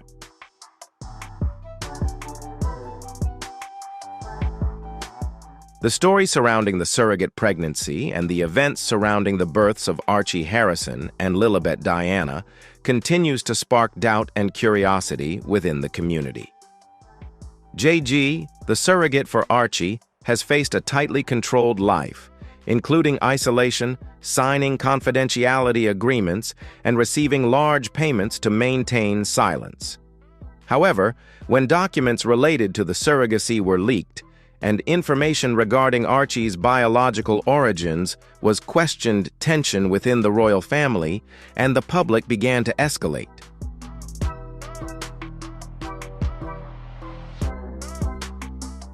Information about financial agreements, confidentiality contracts, and the strict measures taken to maintain privacy have raised significant questions about the legality and honesty in managing events related to the royal family. The story of JG and the emergence of documents verifying the surrogacy point to a scenario that many have long suspected that Archie might not be the biological child of Meghan Markle and Harry, which could severely violate legal regulations regarding royal lineage and impersonation.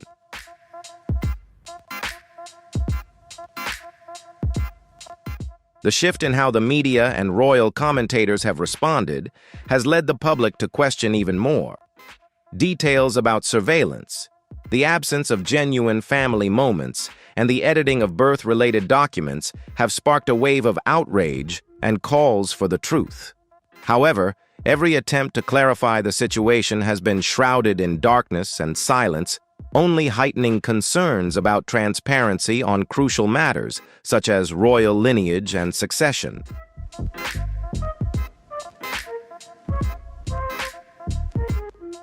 This has also sparked a wave of doubt within the royal circles as former aides and palace staff have begun to publicly share their views on the strange way the Sussex children have been treated.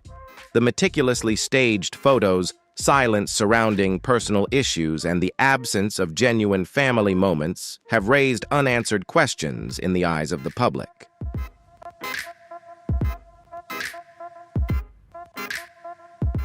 The surrogacy document leak, although not fully revealing all the details, has been enough to shed light on long-standing doubts about the authenticity of Archie and Lilibet being the biological children of Meghan and Harry. While this story has yet to be officially acknowledged, and the signs of a shift in handling the matter remain unclear, the truth that the public and the palace are now facing could permanently alter the way the royal family is perceived and managed in the future.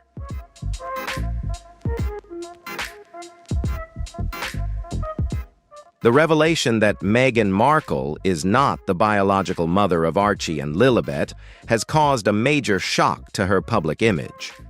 The theories surrounding the use of surrogacy are no longer dismissed, but have become a serious issue with potential legal consequences. This not only threatens Meghan's position within the royal family, but also raises important questions about inheritance rights and criminal responsibility in the registration and verification of royal lineage.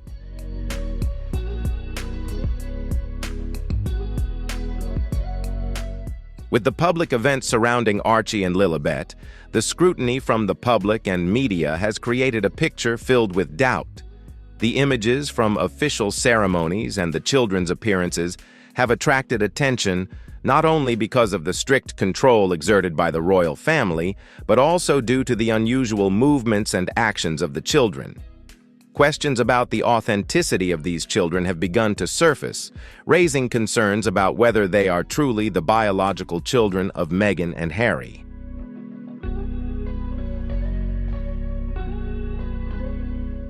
The doll theory. A concept introduced to explain the oddities in public events suggests that Meghan and Harry may have used reborn dolls to substitute for their children in photo shoots and events.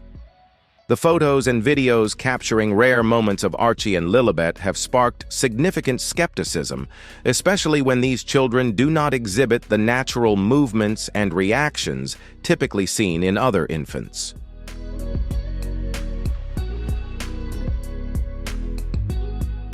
The photos and videos of Archie, particularly in public settings, have prompted pediatric behavior experts to question the naturalness of his movements.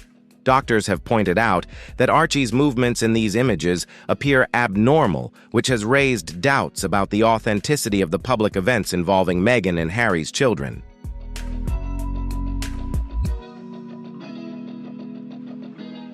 Since Lilibet Diana's introduction, the absence of clear images and the oddities in the photos have sparked the theory that Meghan and Harry may have used reborn dolls or digital effects. Royal photographers and experts have begun to question the authenticity of these children, suggesting that they might be mere staged images or replaced with unrealistic means.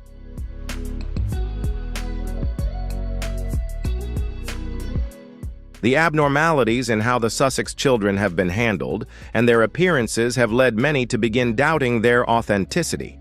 Former staff, including nannies and service personnel, have revealed that they were not allowed to interact with the children freely and were always given strict instructions on how to approach them. Footage from the Sussex's Netflix documentaries has also done little to validate the story about the children, only increasing skepticism.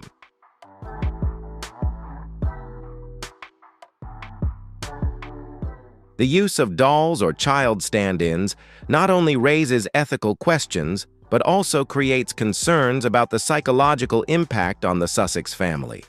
Some believe that this method could be a way to protect the family's privacy from media intrusion, while skeptics view it as a serious deception, especially when issues like royal titles and succession are brought into the debate.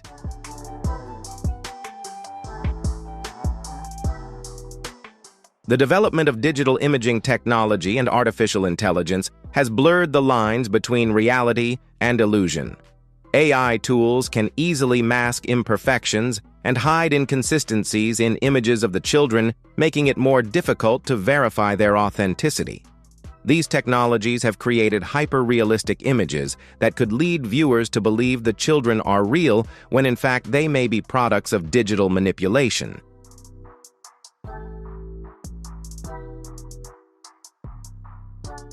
The ambiguity surrounding the public presentation of the Sussex children, combined with the reborn doll theory, continues to stir public opinion.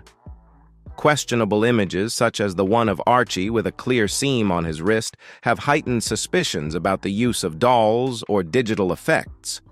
The Sussex's denial has failed to calm the undercurrent of doubt from both the public and the palace, making the debate over royal lineage and the authenticity of the royal children even more intense.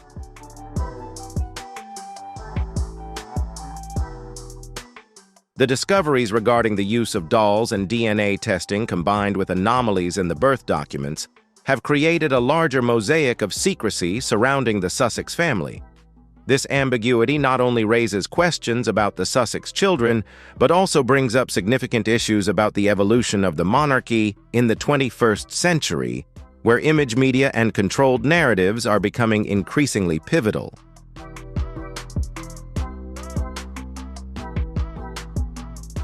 While the Sussexes build a strong personal brand and media empire, their strategy has become increasingly clear with their collaboration with Netflix.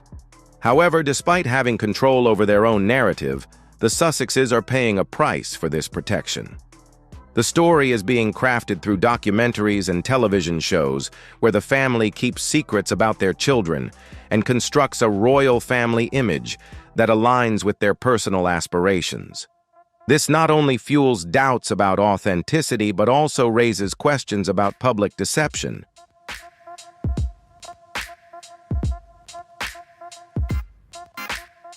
The Sussexes' resistance to publicly sharing images of their children has become a cornerstone of their brand-building strategy. The television series Heart of the Family, released at the end of 2022, revealed aspects of their family life, but deliberately avoided providing clear visual images of their children. This indicates that the Sussexes continue to tightly control their family narrative while protecting their children from public scrutiny, even if the cost is concealing the true images.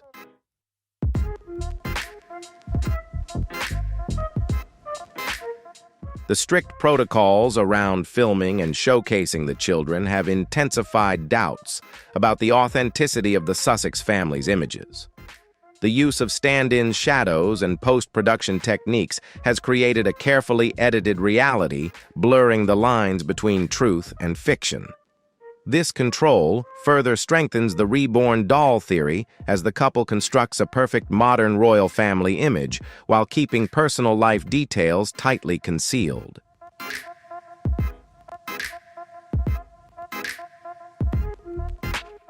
The Sussex family's collaboration with Netflix is not just a brand-building strategy, but also part of a long-term plan to maintain their global presence and influence. Family-focused programs, including those aimed at children, play a crucial role in reinforcing the Sussex family's legacy. However, this raises questions about the truth behind the presented image and whether the couple is exploiting the public to sustain the value of their brand.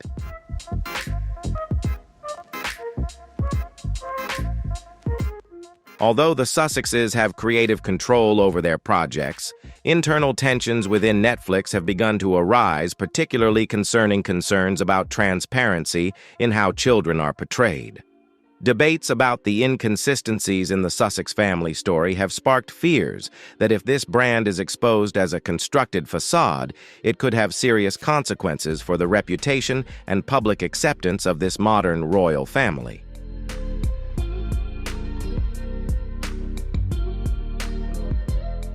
Although Meghan publicly emphasizes her role as a loving and devoted mother, the public images and content from Netflix do not reflect this. These media products seem to create a contradiction between public statements and reality, as the story about their family and children becomes increasingly difficult to control, leading to doubts about the authenticity of the image the Sussexes are constructing.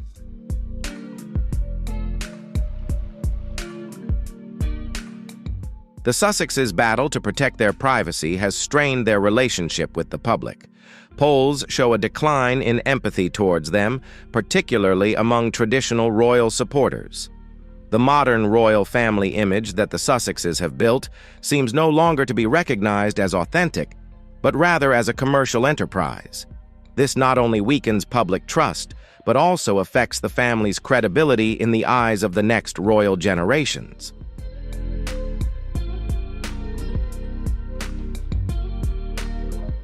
For Kensington Palace, the Sussexes' brand building through Netflix presents an opportunity to separate their image from the official royal family. However, this is also a double-edged sword, as it could lead to a decline in credibility and complicate the relationship between the Sussexes and the traditional royal family. The question of the authenticity of this brand is being increasingly raised by the public and the media.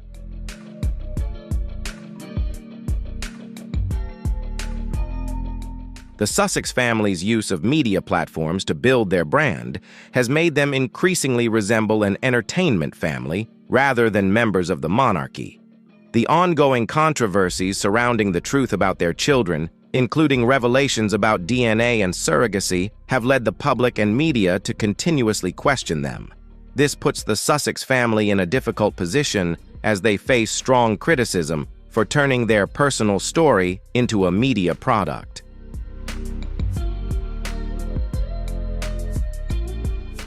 The crisis caused by the Sussexes is not only related to revelations about their lineage, but also threatens to pull the entire monarchy into a media storm.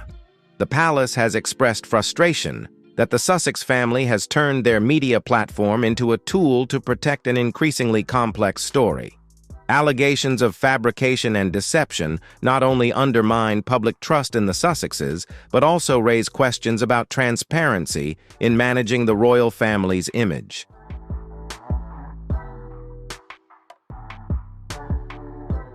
With media agreements like Netflix, the UK Parliament will face lively debates about their impact on the monarchy. Lawmakers have differing views on the control of royal titles and commercial media. Some advocate for maintaining transparency in the use of royal imagery, while others argue that the monarchy needs to be adapted to align with modern media platforms.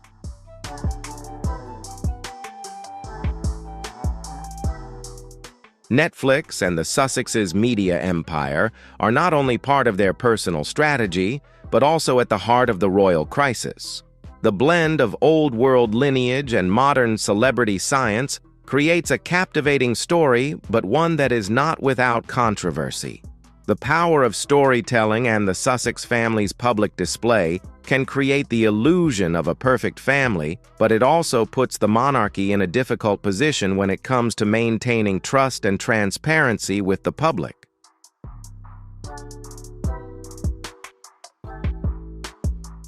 Wow! What a bombshell revelation from King Charles. The truth about Archie and Lilibet's identity has finally come to light, shaking up everything we thought we knew. What do you think about this royal drama? Drop your thoughts in the comments below, and let's get this discussion going. Don't forget to smash that like button if you were as shocked as we were, and subscribe for more jaw-dropping updates on the royal family. Hit the bell icon so you never miss a video, and check out our other videos for more exclusive insights. Thanks for watching, and we'll see you in the next one. Breaking news. The royal family has just made a massive announcement that's sending shockwaves around the globe. In a move that no one saw coming, they've revealed some major news about Camilla, and it's definitely not what you expected. Stay tuned as we dive deep into this royal bombshell and what it means for the future of the monarchy. Before we dive into the video, I have an interesting question for you. Do any of your friends follow the royal family? If so, drop a 1, if not comment, a 0. Enjoy the video, and don't forget to hit that subscribe button to support the channel. Sitting in the Poet's Corner, where the memorial stands for hundreds of great writers, it's hard to imagine that this event would become a turning point. The royal scene at Kensington Palace, with the gentle summer breeze blowing through, seemed like just another ordinary charity event. Journalists and guests were ready for a familiar show: Princess Charlotte's radiant smile, Prince George's wave, and the dazzling photos that would dominate the headlines.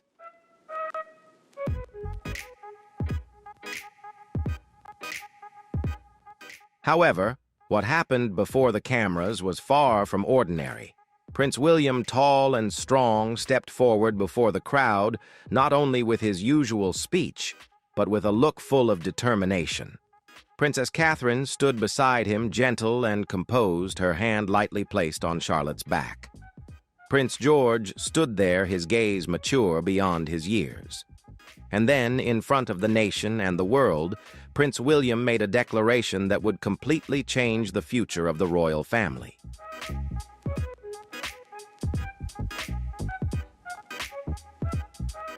We will step into a new chapter where the past is honored and the future is built with confidence, Prince William declared. As he recalled Queen Elizabeth II, her vision and hopes for the future of the royal family, tears were impossible to hide. But then it was his next words that left the audience stunned.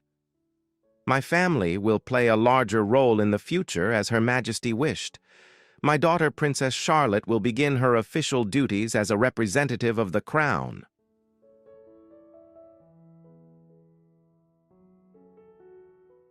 The audience gasped. Journalists quickly raised their phones, and palace officials were left stunned. This was no ordinary announcement. It was a pivotal moment. Princess Charlotte, too young to be called a queen, yet stepped forward with an astonishing calmness. Behind her stood unwavering support from her parents, proving that they were not only leaders, but also ready to pass on the mantle of power in the future.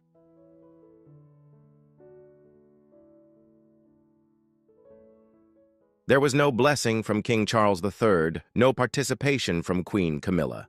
Only silence, a silence that spoke volumes. In that moment, the whole world realized that something had shifted in the power structure of the royal family.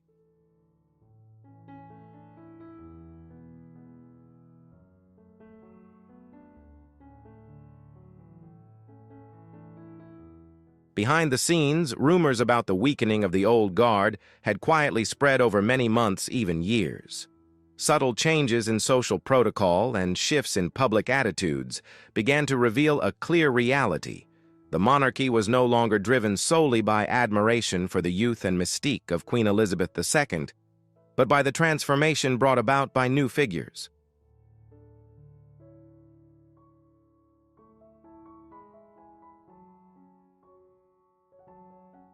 Although King Charles had only recently ascended the throne, the atmosphere surrounding him seemed to age the moment the crown was placed upon his head.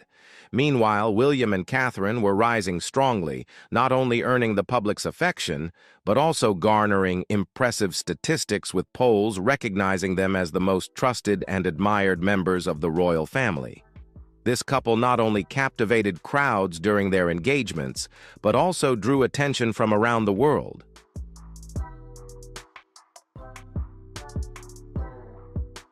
With every public appearance, William and Catherine not only made the people feel they were suited for leadership roles, but also radiated a fresh and modern aura for the monarchy. Standing firm in their commitment to royal duties, they had begun to let go of outdated traditions. Yet something more subtle was unfolding behind the palace doors. Sources from royal advisors began leaking information vague enough to deny but specific enough to attract attention.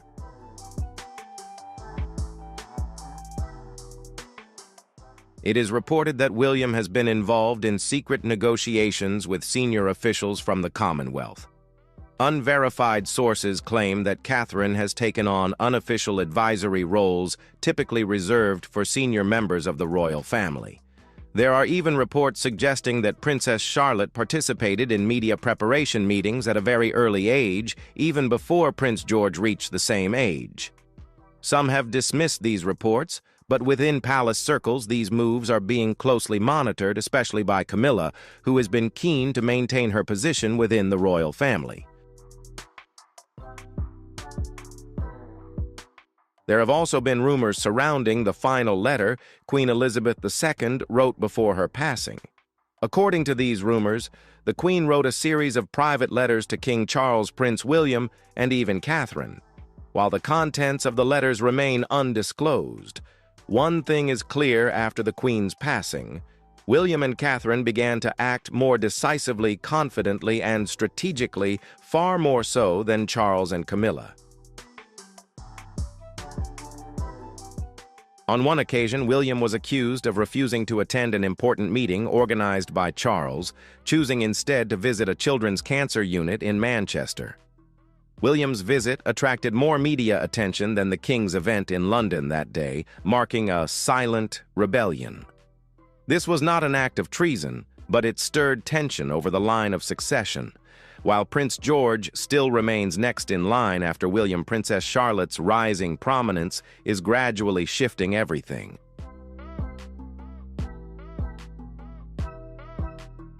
Princess Charlotte's growing prominence at public events has led many to praise her leadership abilities, much like her aunt, Princess Diana. Some have even questioned whether the line of succession could shift, granting Charlotte greater power than originally planned. However, these are merely speculations and rumors from the media with no official confirmation from the royal family.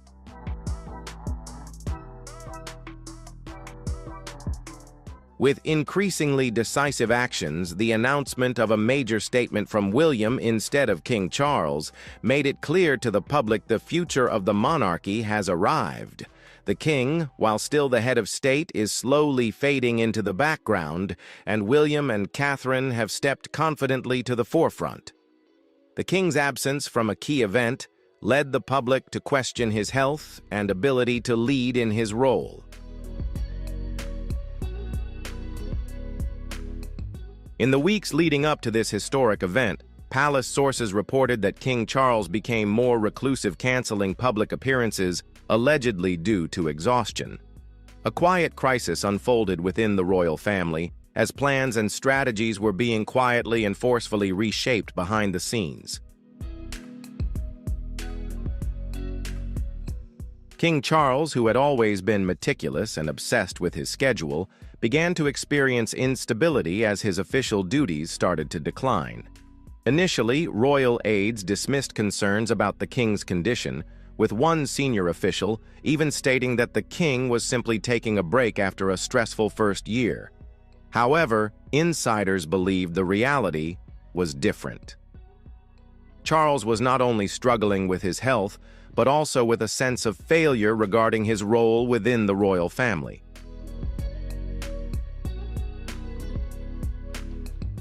Although King Charles had waited decades for his time to reign, he found himself living in the shadow of his son, Prince William. Everywhere William and Catherine appeared, they were met with warm welcomes and admiration, a stark contrast to Charles, who often came across as stiff and cold, especially when accompanied by Camilla, whose presence still sparked controversy within the royal family. These tensions were growing, especially as the king seemed to disagree with senior advisors on how to handle the shift in William's public image.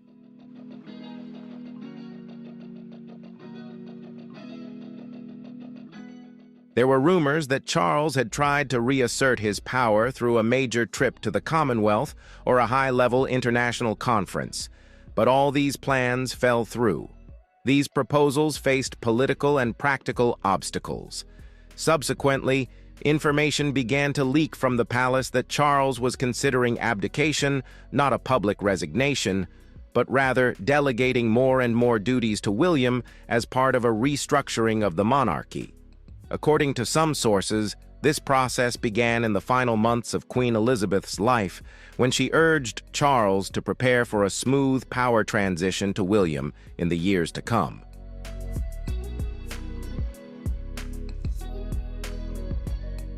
However, Camilla was opposed to any shift in power that did not center around her and Charles. Both had faced numerous scandals and challenges before claiming the throne, and Camilla had waited her entire life to become queen. She was unwilling to relinquish power to William and Catherine. The public actions of William and Catherine made her feel that this posed a direct threat to the royal power structure and was an affront. However, Camilla's opposition could not halt the changes that were unfolding. Charles seemed unable to resist the changes unfolding around him. He chose to retreat from the public eye, leaving a void quickly filled by William's confidence and decisiveness.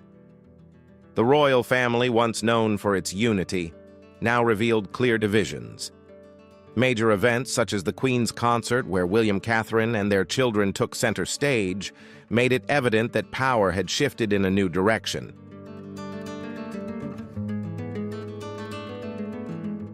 In a historic moment, as the afternoon light illuminated Kensington Palace Gardens, everyone was expecting a standard speech from Prince William, with the gentle appearance of Catherine and their children. However, what happened next was unforgettable. Prince William, with his calm demeanor and confidence, stepped up to the podium. There were no empty words or carefully prepared gestures. Instead, William began by praising his grandmother, Queen Elizabeth II. He described her legacy, her unwavering dedication to duty, and her silence. This was a clear statement about the transfer of power and change within the royal family.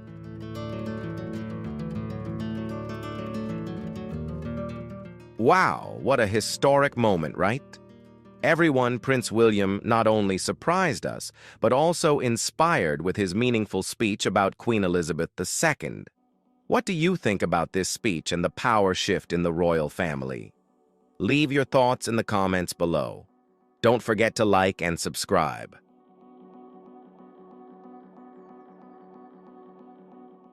In a shocking moment, Prince William changed his perspective on the future of the monarchy. In front of millions of reporters and royal analysts, he declared, "Our voice will certainly begin something new, not abandoning tradition, but evolving it. The crown is not a relic, but a living promise of how to serve, and that promise belongs to the future." It was a powerful statement marking a turning point for the royal family.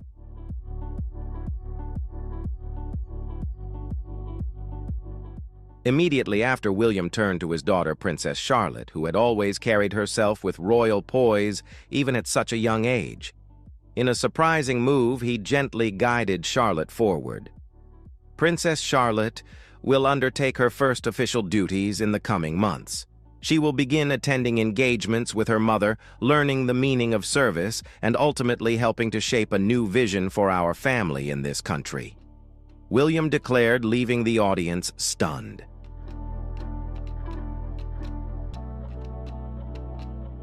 The public's reaction was immediate and filled with surprise, not only because this was an iconic moment, but also due to its strategic nature. The moment delivered a clear message. Princess Charlotte would not become a passive royal relic. She was being groomed to take on significant responsibilities with the potential to rival her brother George. Photos from the event quickly spread, showing Charlotte standing proudly behind her father, wearing a modest smile, and instantly winning the public's affection, especially on social media. It was not only about Charlotte, but also about William's vision of elevating his daughter's position in the public eye. He not only honored her potential, but also broke the royal power boundaries that had long been dominated by men. Previous generations would have kept Charlotte in the background, but William brought her to the forefront. Catherine, standing beside him, embodied grace and restraint, gently placing her hand on George's shoulder, conveying the message that this family was moving forward together.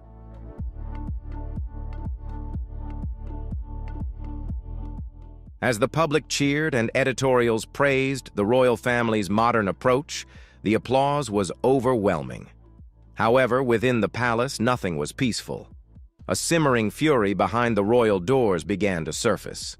While the world celebrated Charlotte, one woman in the royal family saw only darkness: Camilla.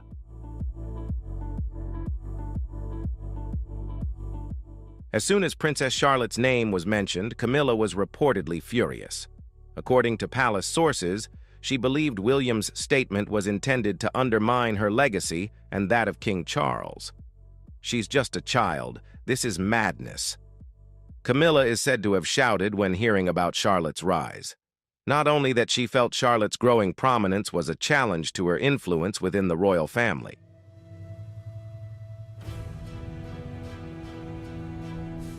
For decades, Camilla fought to transform from a figure of scorn into the queen consort. She overcame public hostility, media disdain, and even the lingering memories of past scandals.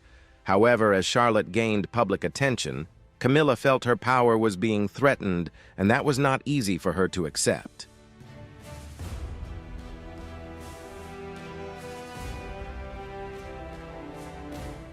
Princess Diana, though no longer directly involved, still cast a long shadow over every decision in the royal family. She believed she had cemented her place in history, and now with just one speech, William and Catherine had completely changed the script. Camilla immediately called for an urgent meeting with senior palace advisors. Some stories suggest that she confronted Charles, demanding that he issue a statement to restore order and reaffirm the royal hierarchy. However, Charles reportedly refused, citing exhaustion. He merely muttered, "Let it unfold. It has already begun."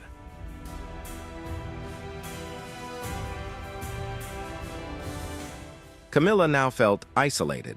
Her relationship with Princess Anne, the staunch defender of royal traditions, had changed. Anne, who disliked media spectacle and wasn't a fan of public power, viewed William's statements as reckless and disrespectful to their father. However, for the first time in years, both Camilla and Anne found common ground, not out of friendship, but due to shared resistance. They sought to rally support from senior palace officials, arguing that William's declaration could destabilize the monarchy's public image.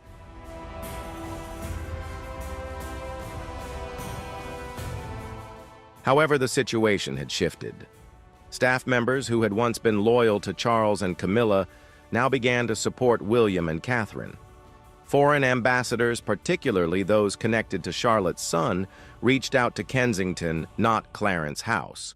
Even major media outlets started to adjust their tone when referencing William's family, viewing them as the evolving face of the modern monarchy. Meanwhile, Camilla's fury only grew. A royal insider recalled how she would sneak around the palace late at night, slamming doors and making demands that were ignored. Anne, calmer and more measured, distanced herself from the situation and returned to her countryside home. But the reality remained: the public had chosen a new royal family: William, Catherine, Charlotte, and George.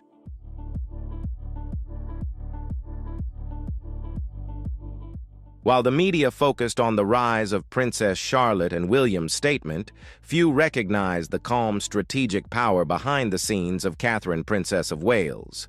While everyone praised her natural poise in public, her serene smile and grace, few knew that Catherine had spent years analyzing and understanding the fractures within the palace. She had studied the rhythm of the royal family, playing a long-term game with unparalleled skill. Now, her strategy was proving to be brilliant.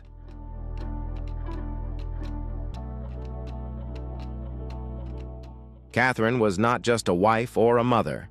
She had become the true architect of the monarchy's future. While Camilla struggled to gain public acceptance, Catherine had earned genuine love. It was a type of love that couldn't be manufactured or orchestrated. It was made through real moments from the heart. Each visit to a children's hospital, every laugh with a worried child, and every moment shared with her own children radiated sincerity. And it was this authenticity that made all the difference.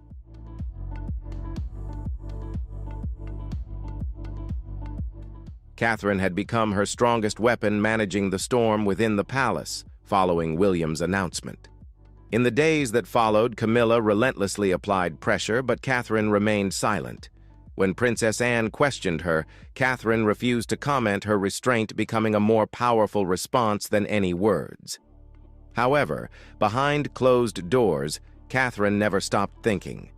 She met with William every night to discuss public reactions, the media, and the next steps.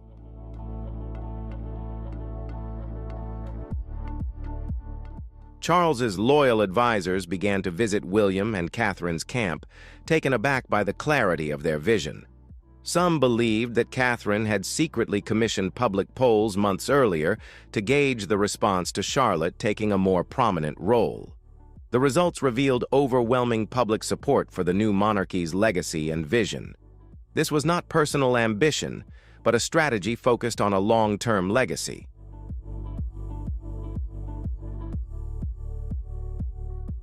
Catherine realized that the monarchy could not survive simply by preserving the past.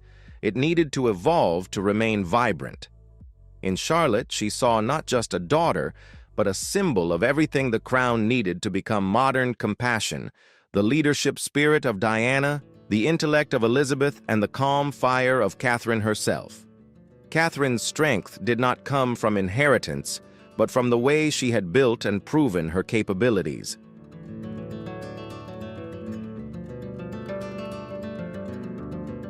Catherine is not just seeking glory or control, she is seeking stability and continuity for the monarchy that her children will be proud to shape rather than merely inherit. Once humiliated for her middle-class origins, she has now risen to become something far more powerful than a ceremonial queen waiting for her turn. She has become the guardian of the monarchy's existence and has brought about profound change to the palace.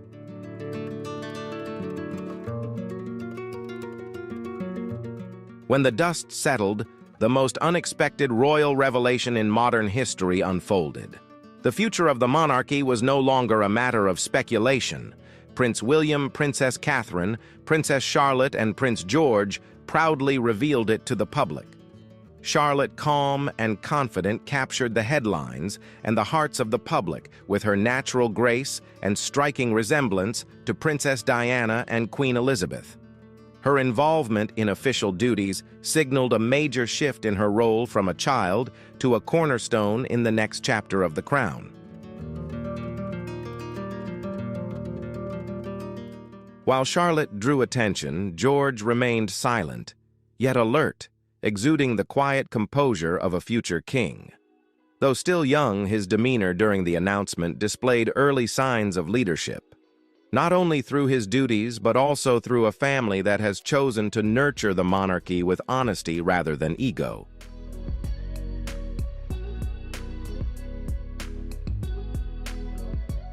Behind it all, William and Catherine are the quiet architects of a new royal era.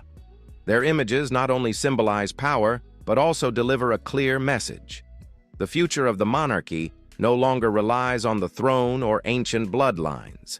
Its strength now comes from the trust of the public emotional resonance and the integrity that the people can see. While Camilla and Charles retain their titles, their influence has subtly shifted quietly, but unmistakably.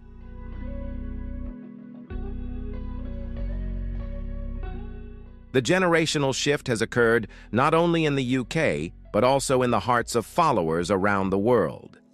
Charlotte and George are beginning to step into the legacy that awaits them. One undeniable truth remains: the crown not only endures, but is reborn, shaped by those destined to carry it forward.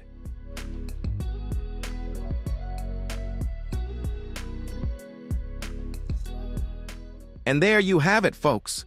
The royal family has just dropped a bombshell with this massive announcement about Camilla. What does this mean for the future of the monarchy? Will her influence continue to shape royal affairs, or is a new era on the horizon?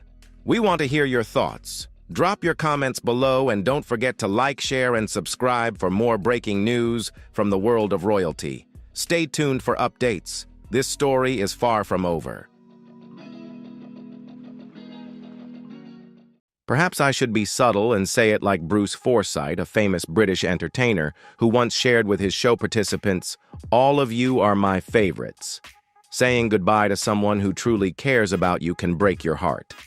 And that's exactly how the royal staff felt when Princess Charlotte left Kensington Palace. They had witnessed her grow up, taking her first steps, and when she waved goodbye, their hearts broke. Many couldn't stop crying. But could there be more behind this goodbye than what the royal family has shown? Join us as we reveal the reasons why Charlotte suddenly disappeared from Kensington Palace and the potential impacts this could have on the royal family. The silence that envelops Kensington Palace seemed like nothing unusual on an ordinary day in London. However, over time, a strange stillness began to take hold of the place. For most people, it was just another peaceful morning, but for those who were more observant, something felt off. Don't forget to leave a comment with a 1 if you empathize with today's story, or a 0 if you have a different opinion. Share your thoughts with us, like and subscribe to the channel so you don't miss what happens next, where we will reveal all the secrets right now.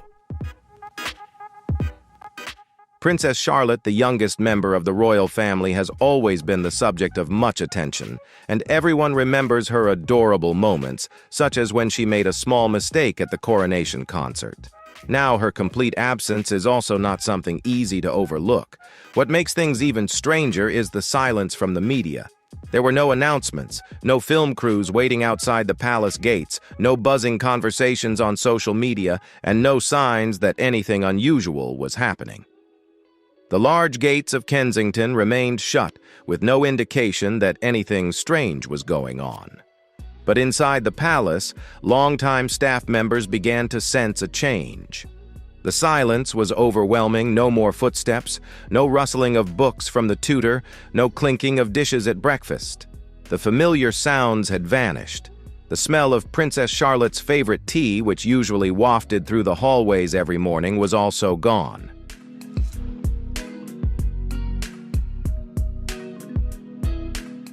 The purpose seemed to be to slow things down and speak less. As the silence grew deeper, the anxiety spread. One of the maids, a kind woman who had cared for Charlotte since she was a child, was seen nervously pacing outside the young princess's room. Her eyes were constantly fixed on the window, which had been opened slightly. Though this seemed ordinary, there was something unsettling about it. Occasionally, a light breeze would pass through the curtains. but it wasn't the gentle movement you'd expect from a fan or a maid walking by. Instead, it felt different, as if something more unusual was at play.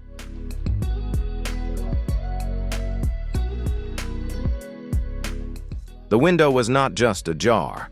It was fully opened enough to suggest that someone might have passed through it. The light from outside softly illuminated the room, as if trying to reveal something in the shadows. The view stretched out beyond the palace grounds, where the stillness was replaced by subtle signs of something yet to be uncovered.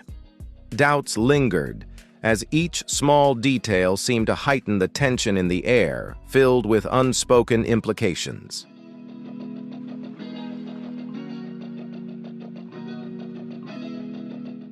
There were no alarming sounds, no shouting or collisions, nothing dramatic. But that made it worse. The calmness itself felt unsettling, as if something important had quietly passed by without anyone noticing immediately. There was an invisible weight in the air, as if the walls were holding a secret that had never been spoken. As the day went on, things inside the palace began to change further. Security around the grounds became more active.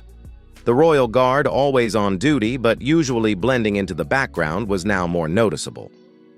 Dressed in sharp suits and communicating through hidden earpieces, they moved with purpose. Scanning the area and whispering into their sleeves, their presence wasn't overwhelming, but strong enough to make others realize that something serious was happening.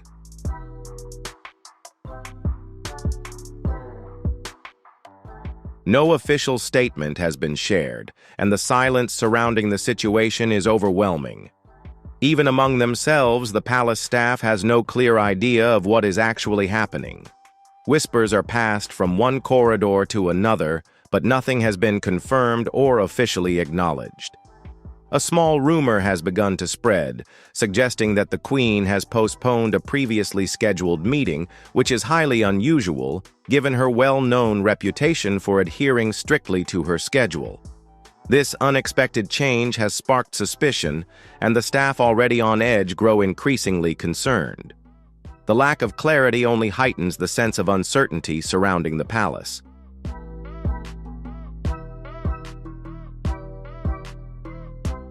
Meanwhile, the king continues to act as if nothing is out of the ordinary. He moves forward with his public duties, his face maintaining a calm and collected demeanor, showing no signs of worry or concern. His composure, in stark contrast to the growing unease elsewhere, seems almost unnerving. He is not letting any hints of trouble show, keeping a steady front despite the rumblings behind closed doors.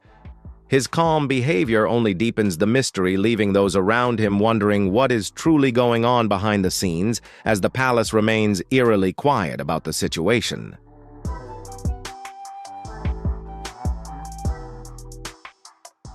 News of Princess Charlotte's mysterious disappearance quickly spread through the city like wildfire. In offices, cafes, and along busy sidewalks, people were talking.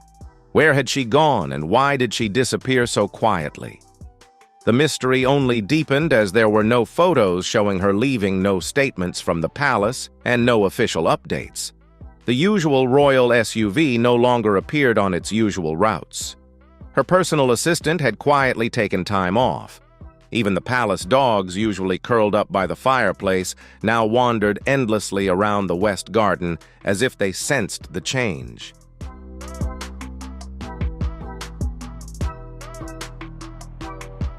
Inside the palace, the only place that could hold the answers is Charlotte's room, but no one is allowed to enter. Her bedroom door remains firmly closed with no sound, no sign of anything happening inside. The once familiar items, the things everyone had seen every day, are now gone without a trace. The little stuffed animal that Charlotte always kept on her windowsill, where she often sat and gazed at the outside view, is also missing. An old pair of ballet shoes, once neatly placed next to her wardrobe, where she would often come and go during quiet mornings, has now vanished as well.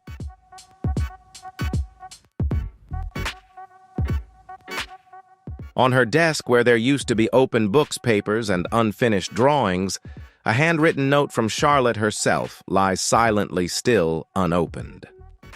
Although everyone knows it is a personal message, no one dares to read it. Each person feels a sense of loss, as if a part of this life has been taken away with no way to fill the void. That piece of paper, though it is just a lifeless sheet, carries an odd weight, making anyone who looks at it feel the heavy silence in the air.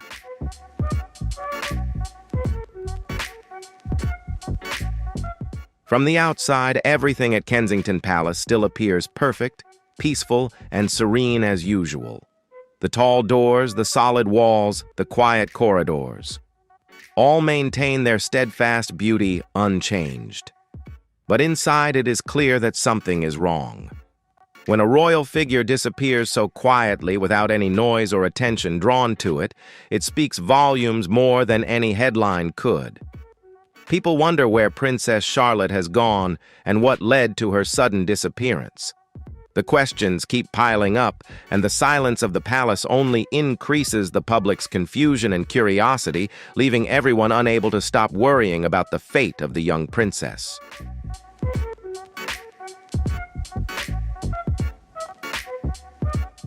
Before we explore the potential truths behind Princess Charlotte's disappearance, it is important to take a moment to reflect on how she grew up and just how special and intelligent she truly was.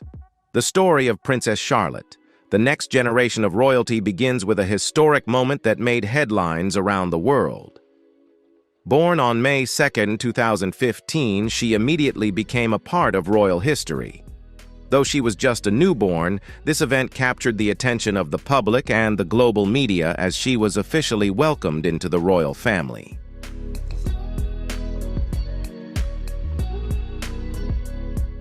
When Prince William and Catherine proudly introduced their second child, they didn't just present another royal baby, but a little girl who would go on to create a significant shift in centuries-old royal traditions. For the first time in history, a royal daughter would maintain her place in the line of succession even after the birth of her younger brother. This broke a centuries-old rule, one that had previously only favored royal sons, and from that moment, Charlotte became a new special symbol within the royal family.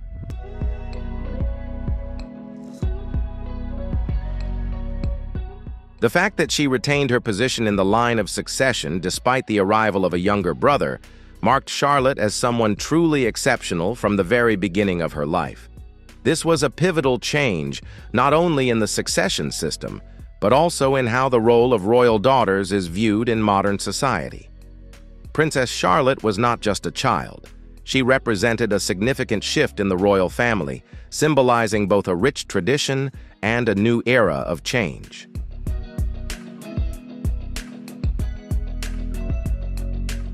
Now, at just 10 years old, Princess Charlotte has already become a prominent figure within the royal family. She carries an exceptional confidence that far exceeds her age. It is clear that Charlotte understands the importance of the royal position she holds and carries this responsibility with surprising ease.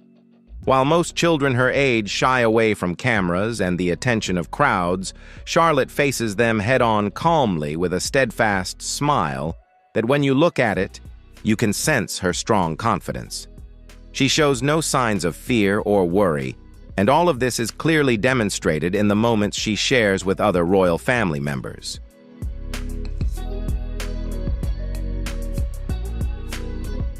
A recent moment with Queen Camilla further highlighted this quality in Charlotte. The young princess showed no anxiety at all, standing tall and handling the situation as if she had been doing it her entire life. In front of the public and the media, Charlotte remained calm, showing a remarkable composure under pressure that even adult members of the royal family sometimes struggle to achieve. Charlotte's calmness and ability to handle situations with such poise demonstrate that she is not only a smart and graceful princess, but also a promising royal heir ready to take on the responsibilities of the future.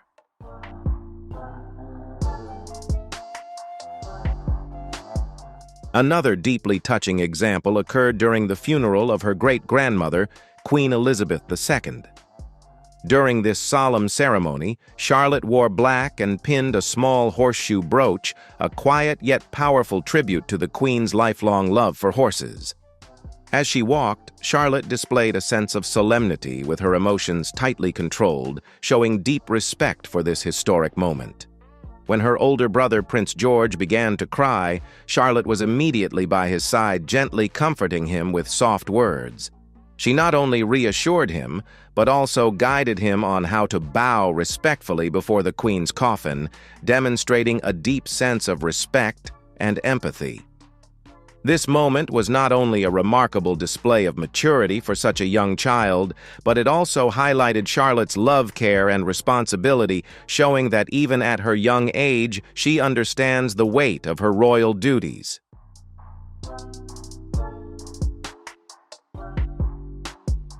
It was a moment that moved millions of people around the world. Charlotte displayed an incredible combination of strength, respect, and responsibility qualities far beyond her age. In that brief moment, she showed a level of maturity and composure that even many adults would struggle to achieve in such a solemn setting. Moments like these, full of grace and dignity, did not go unnoticed and captured the attention of people globally. Observers couldn't help but compare Charlotte to her great-grandmother, Princess Diana. Both share an amazing ability to blend gentleness with quiet strength, as well as kindness, combined with unwavering determination. It's clear that Charlotte possesses the same qualities that made Princess Diana such a beloved figure.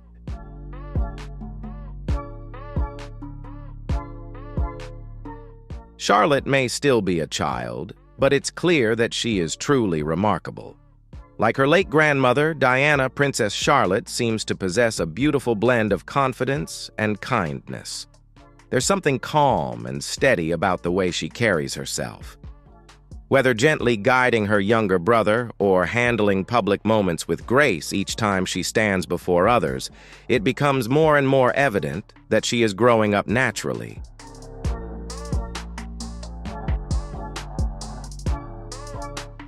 Becoming a young leader, one with both a gentle heart and a steady presence. Her parents, Catherine and William, have always tried to raise their children in the most normal way possible, doing everything they can to protect them from the pressures of their royal roles. But even with this quiet upbringing, Charlotte's confidence has begun to shine more and more. Instead of feeling overwhelmed by the constant scrutiny of the world, she seems to handle everything with a calm strength that even those closest to her find surprising.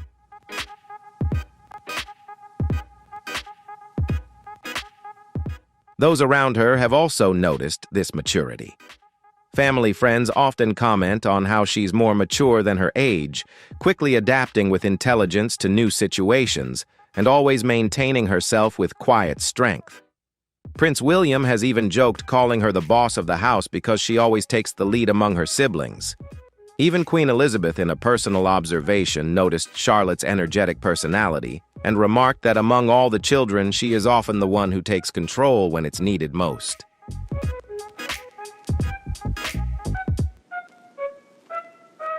From the moment of her birth, Princess Charlotte became a headline and a part of history. She became the first royal girl to retain her position in the line of succession, even after the birth of her younger brother. That simple fact became a symbol of progress in the royal family, signaling a shift towards gender equality. However, Charlotte's charm doesn't just stem from her place in the royal hierarchy.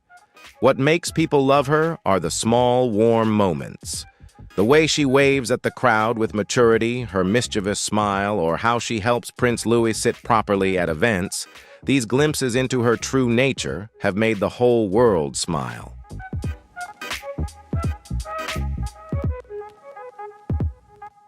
There's something refreshingly unique about how Charlotte handles attention. While some royal children in the past have struggled under the public gaze, Charlotte seems comfortable, even joyful. She is confident in public, but still manages to let her true personality shine through. Whether in family photos or casual moments during royal outings, she never hides her true self. Her warmth and honesty have made her easy to love, and many say this is what sets her apart. She's elegant to the core and full of light, a rare combination that has made her beloved by royal fans and the public alike.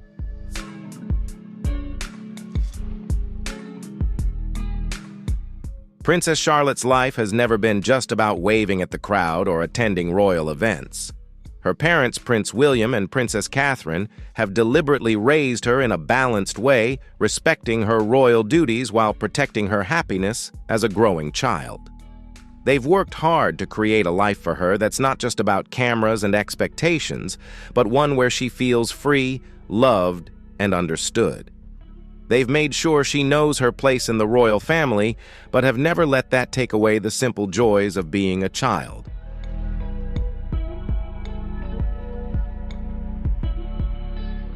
Every public step Charlotte takes is carefully planned with thoughtful consideration. Her safety and well-being are always the top priority. So when it was announced that she would no longer be living at Kensington Palace, the news felt like more than just a change of address. It was personal. For many, it symbolized a shift. Charlotte was stepping into a new chapter 1 that showed she was not just another royal child, but a representative of a new face of tradition, blending royalty with authenticity and real emotions.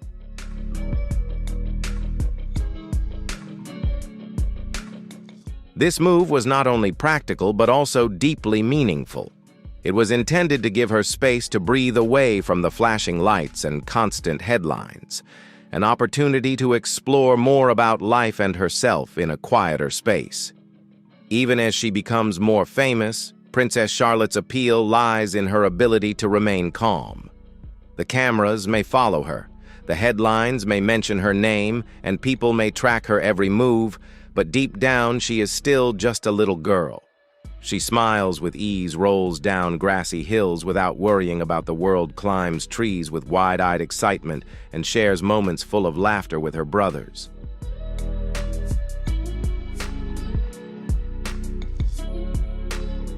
Despite the pressure of her title, she has maintained her innocence. What's even more touching is how naturally she embraces her role as an older sister. Whether she's accompanying Prince George at official events or helping little Louis continue with his daily mischief, Charlotte does it with a caring heart and a gentle touch. She not only acts as a sister, but lives it fully. She's cheerful, full of life, and always ready to take on responsibilities when needed, while still making her brothers feel safe and supported.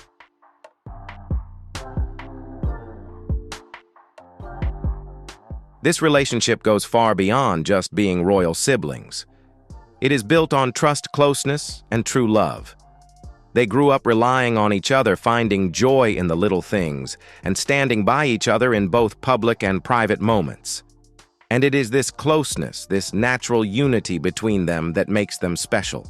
Not just as young royal members, but as a real family truly bonded. Whenever Princess Charlotte appears in public, she brings a sense of calm that seems to surpass her age. She naturally soothes the atmosphere around her. Whether she gently encourages Prince Louis to wave at the crowd, or quietly helps Prince George feel at ease in front of the camera, her influence is both subtle and strong. She doesn't force anything. It's simply who she is.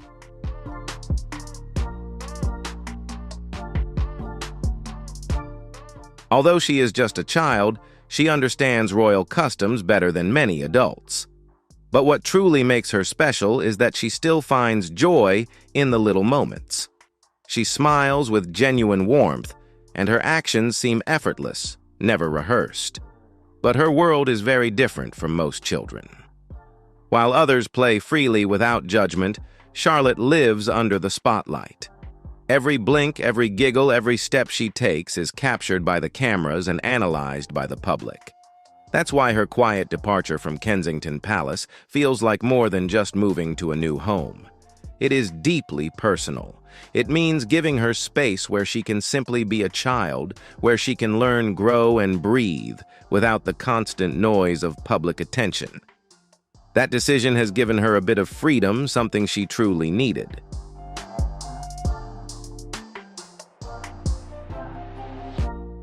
The grace behind Charlotte's presence in that moment also marked the beginning of what many now refer to as the Princess Charlotte effect. From the very first time she walked beside her mother in front of the flashing cameras, she captured the world's attention. And somehow, without even trying, she became a trendsetter. At just 10 years old, experts say she has influenced a multi-billion-dollar economy. However, her true power doesn't lie in what she wears, but in who she is. She doesn't chase attention, yet it seems to follow her wherever she goes.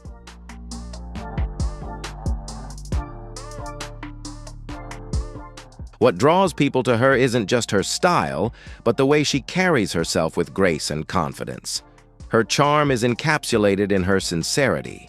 Her calm presence and mature handling of attention often remind people of someone very close to the royal family, her grandmother, Princess Diana. Many say Charlotte carries the same gentle elegance and quiet strength. Some even believe she reflects Queen Elizabeth II in the way she leads with quiet confidence. Like them, Charlotte seems to naturally understand the weight of her role, but she doesn't see it as a burden. It's something she steps into with comfort and silent confidence, as though she was born to lead with a kind heart.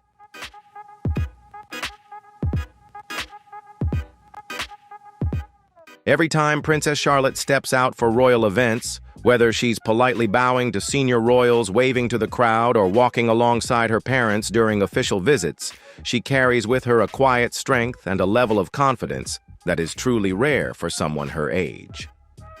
One touching moment that made many smile occurred during the Commonwealth Day service.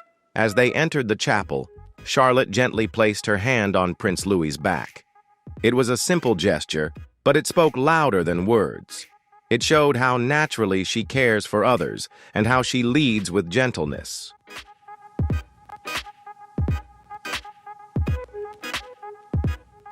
These traits are clearly formed under her mother's guidance, and Charlotte's combination of grace and boldness makes her truly stand out. She understands the weight of her family name, but carries it with calmness and poise. While Prince George often attracts public attention as the future king, Charlotte has carved out her own unique place in the royal family. People admire her not only for her role, but also for who she is. Many compare her spirit to that of Princess Diana. Charlotte is charming, yet strong, thoughtful, yet determined, seemingly embodying the same magical balance in how she treats others with the calm demeanor she carries.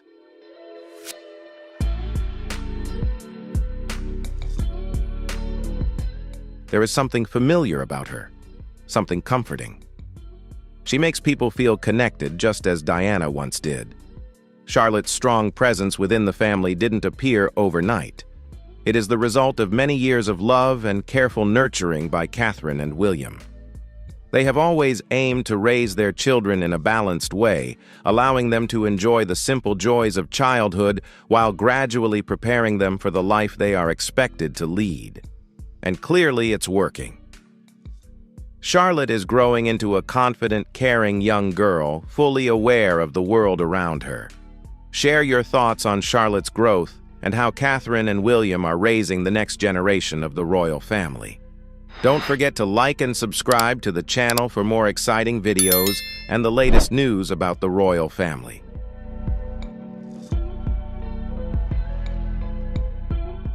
When the family left their home at Kensington Palace and moved to Windsor, it wasn't just about changing houses.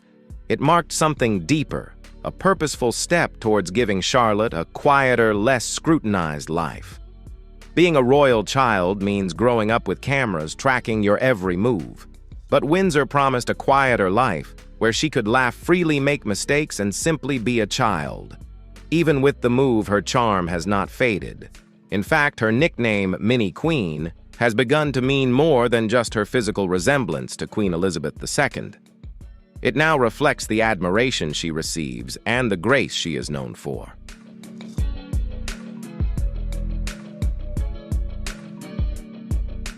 Charlotte's strength doesn't shout, it whispers.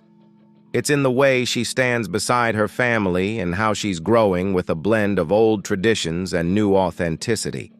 She is carving out her own path, one filled with kindness, dignity, and a touch of modern charm. Her relationship with Prince William has added another layer of beauty to her story. From the moment she was born, his joy was evident on his face as he held her in his arms. He wasn't just welcoming another royal member. He was welcoming a daughter he would cherish deeply.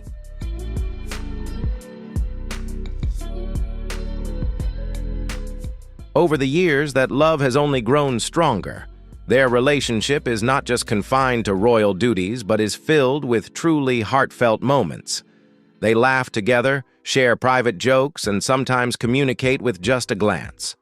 One particularly sweet detail is the special name William calls her Manette. It's a French word meaning small, sweet, and precious. It perfectly captures their bond. Their relationship reminds everyone that behind the royal titles and the sparkle of the crown, there are parents who deeply love their children.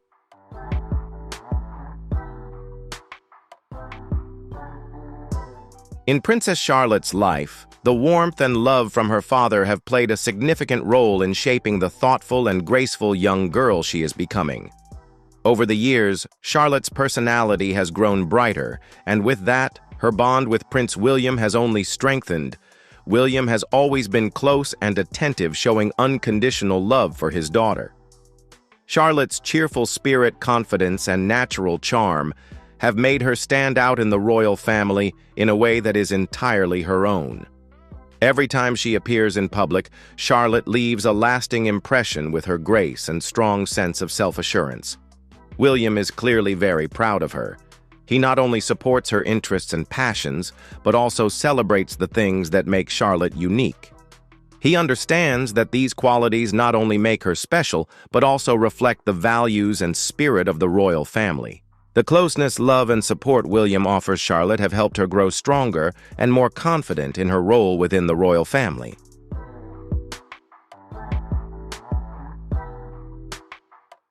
One of the things that has brought William and Charlotte even closer is Charlotte's love for dancing, a passion that runs deeply through the royal family. Her love for dance is not only a personal expression, but also a special connection, because it links her to someone very important to William, his late mother, Princess Diana. Princess Diana was famously known for her deep love of dance, and now Charlotte, William's young daughter, has embraced that same passion.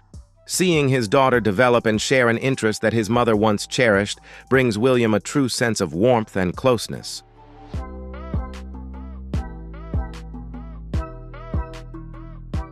For William, it's not just the joy of seeing his daughter enjoy something his mother loved, but also a stronger bond between the past and the present. Charlotte's continued love for dance, which honors and extends Princess Diana's legacy, creates a beautiful connection, a bridge between generations. This moment is special, both as a tribute to the past and as a reflection of the present, allowing William to feel deeply connected to both his mother and his beloved daughter.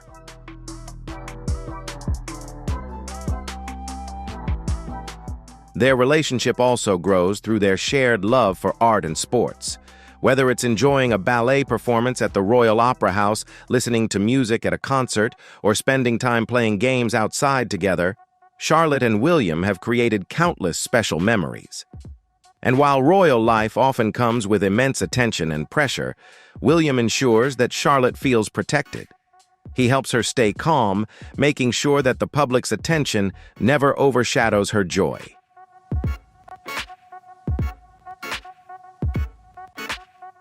A particularly sweet moment that touched many hearts occurred during King Charles's first procession. As they stood together, Charlotte quietly held her father's hand. It was a simple act, but it showed just how close they truly are. That small gesture demonstrated trust, comfort, and the silent love they share. Even royal experts like Jenny Bond have noticed their special connection. She has spoken about the warmth and pride William shows whenever he is near Charlotte, something that is hard to miss. Although they are constantly seen by the public, their relationship goes beyond appearances. It is a deep, genuine bond built on love and true care for each other.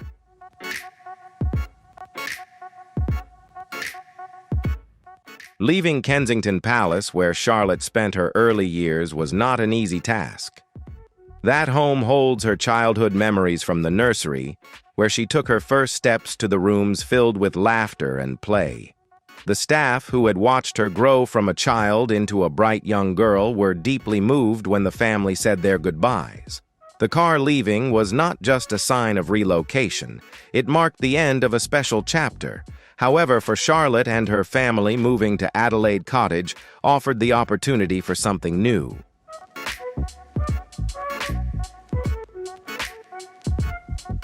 Something more peaceful. Part of the reason they chose to settle in Windsor also stemmed from William's desire to be closer to Queen Elizabeth II in her later years. With the Queen spending more time at Windsor Castle, living nearby gave them the opportunity to enjoy quiet, private moments, simple walks through the garden, casual visits, and meaningful conversations.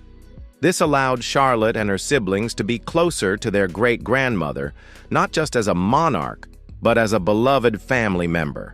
Moving wasn't just about leaving a familiar place. It was also about building stronger family bonds and creating new, lasting memories in a quieter, more loving environment.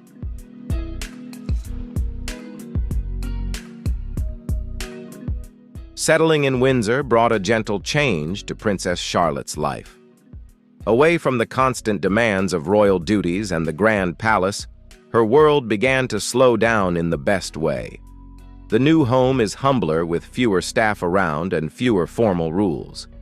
This change brought something more valuable time spent together as a family and more opportunities for Charlotte to simply be a child.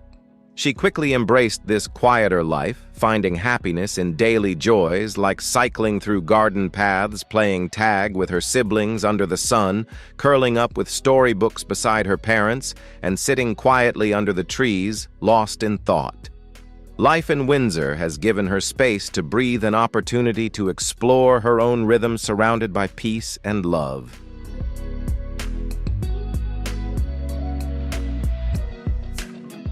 Along with this new chapter, Charlotte's educational path has also undergone changes. Her education has always been carefully planned to help her grow into a kind and well-rounded person. When she first started at Willock's kindergarten, she was introduced to music, letters, and the joy of learning. Later at Thomas's Battery, her confidence blossomed. Teachers not only noticed how intelligent she was, but also how curious and gentle she was. She was the one who asked deep questions and was always kind to those around her. Currently attending Lamrook School, Charlotte continues to develop both academically and personally.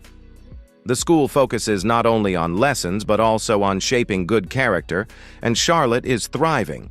Classmates and teachers describe her as polite, sharp, and full of warmth. She is the type of person who doesn't need to shout to be heard.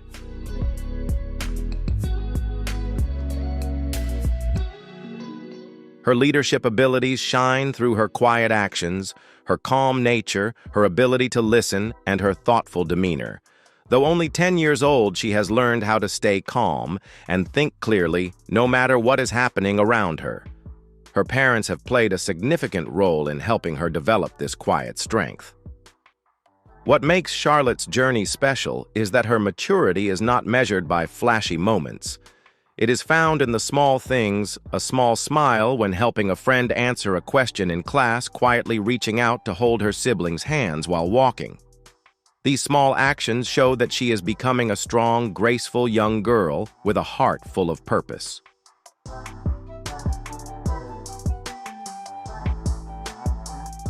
She may not always appear in public, but those close to her know that she carries a deep inner strength and self-awareness. Moving to Windsor has allowed Charlotte the freedom to explore herself without the constant noise of the outside world. It has given her a place to breathe, dream, and create. Away from the crowded life at Kensington Palace, she has found space to grow in her own natural and beautiful way.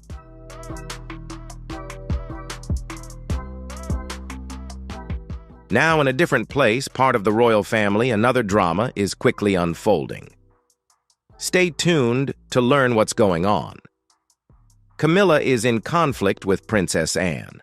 Princess Anne, famous for always putting the royal family above her personal feelings, has finally reached the point where she can no longer remain silent. For years, she was one of the most loyal and disciplined members of the monarchy, always choosing duty over drama. But this time, things have gone too far. The tension between her and Queen Camilla has quietly developed behind the palace walls for months. First, there were whispers, then raised voices, conversations that no one could ignore. Now, the cracks have become evident.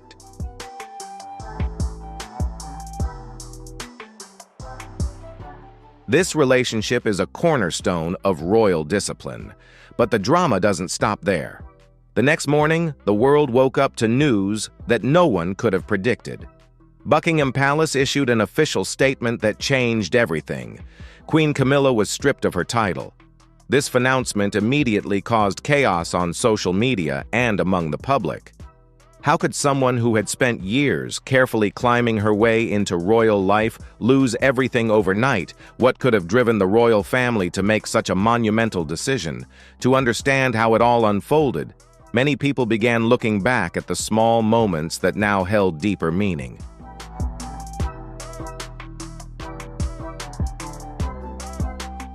One of those moments occurred at a formal royal event attended by Princess Kate.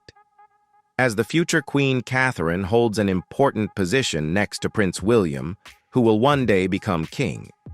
At the event, Kate did something surprising. She did not bow to Camilla. It seemed like a small gesture that could easily be overlooked. But in the royal family, gestures like this hold much more meaning. A bow is not just a sign of politeness. It's a sign of respect and shows who holds seniority within the family. By skipping the bow, Kate made a quiet but bold statement. It was subtle, yet powerful.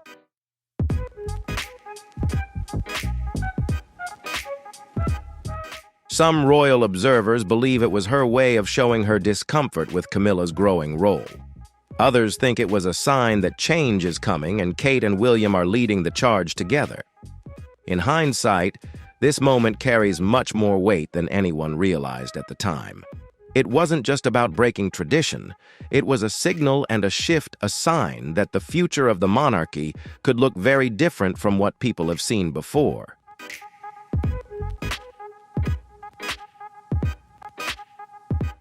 Everything from Anne's public stance to Kate's silent gesture tells a story of power shift, underlying tension, and a royal family redefining itself in real time. And in the end, what once seemed impossible became reality. The royal family made a decision that will reshape its future step by step. While Princess Anne's public confrontation with Camilla shocked many, those who were paying attention could see that the cracks had been forming for quite some time. It wasn't just a sudden disagreement. It was the eruption of tension that had been quietly building over months, even years. And now the world wonders whether this is just a temporary disruption or if the royal family is facing something even more serious beneath the surface.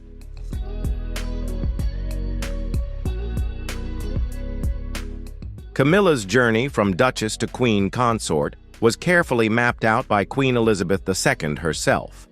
Before she passed, the Queen publicly stated that Camilla would carry the title alongside Charles, a move that surprised some but was meant to bring balance and maintain stability within the monarchy.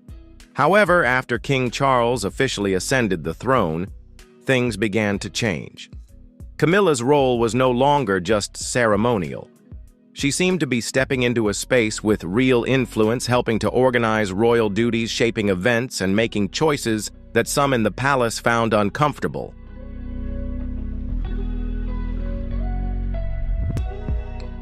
Anne had quietly observed this change, and eventually she spoke out. Her words not only brought attention to what Camilla had become, but also forced the palace to react in a way no one expected. It was more than just a disagreement.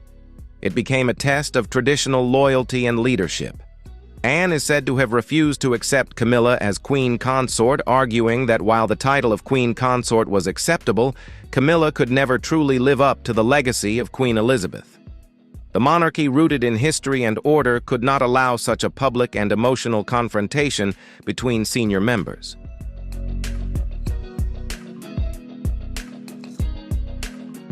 So, in a swift and unexpected move, Camilla was stripped of her title. The news of her dismissal shocked the world. All major media outlets reported it. Headlines were filled with theories and speculation. People were divided. Some praised Anne for defending royal values and protecting the crown from backstage manipulation. Others believed the punishment was too harsh considering the many years Camilla had supported and remained loyal to Charles during his most difficult times. However, regardless of which side people were on, everyone agreed on one thing: the monarchy had changed overnight.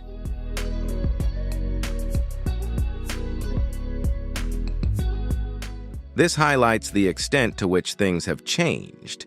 Camilla invited many of her own family members and gave them prominent roles. Meanwhile, Kate's family, the Middletons, was almost completely excluded from the picture. For Kate, her parents and siblings have always been her source of strength since she entered royal life. This wasn't just a forgotten detail, it was personal and intentional. Her family had supported her through the toughest and most public stages of becoming a royal, and seeing them sidelined sent a message that was hard to ignore. It wasn't about event planning, but about power influence and quiet control.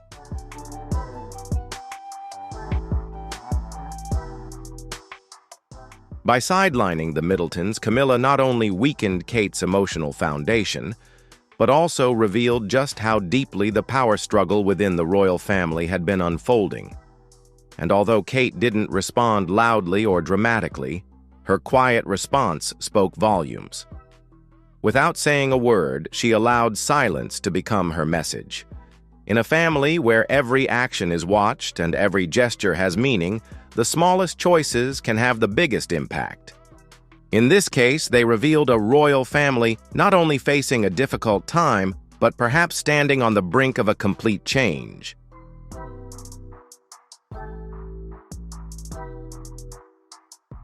At a royal event afterward, where tradition expected Princess Kate to show respect to Queen Camilla by bowing, something unexpected happened.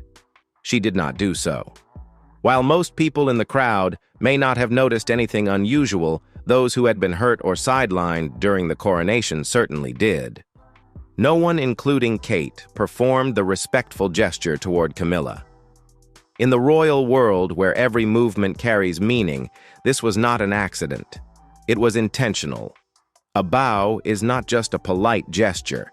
It is a way of acknowledging someone's rank and role. So when Kate chose not to bow or kneel, she wasn't just breaking tradition.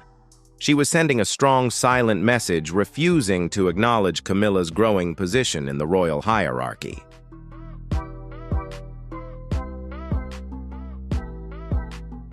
What might have once been quiet tension has now exploded into full view, revealing a deeper power struggle within the royal family. Camilla had spent years trying to establish herself within the royal fold. She carefully and slowly worked to win public support and secure her position as queen consort.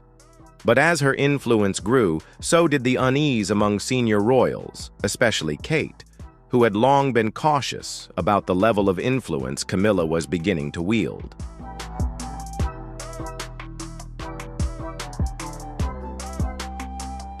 Behind the palace walls, it wasn't just Kate raising an eyebrow. Even Prince William, who is typically known for being calm and keeping his opinions to himself, became concerned. Although he rarely speaks publicly about family tensions, William is believed to have his own frustrations about Camilla increasingly controlling important decisions. These emotions seemed to peak during King Charles's coronation, when some realized that Camilla was no longer playing a supporting role. She had taken charge in a way that made even the most loyal members of the family uncomfortable.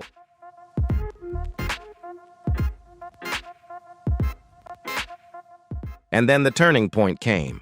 Another key member of the royal family decided to intervene. Princess Anne, the king's only sister. Known for her straightforwardness and deep dedication to the crown, Anne had never been one to play political games.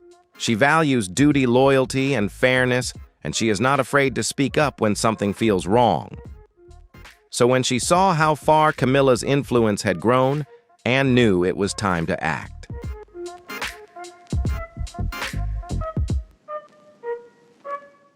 Anne is believed to have refused to accept Camilla as queen consort because she felt that while the title of consort queen might be acceptable, Camilla could never truly live up to the legacy left by Queen Elizabeth. For Anne, the monarchy is built on history, tradition, and a sense of order that cannot allow for public confrontations or emotional conflicts between senior family members. The royal family, she believes, should maintain its dignity and stability. The idea of Camilla ascending to the title of queen consort was a deeply divisive issue, as it was believed that her presence in such a position could never match the lasting legacy of Queen Elizabeth, who had been a symbol of grace, leadership, and respect for decades.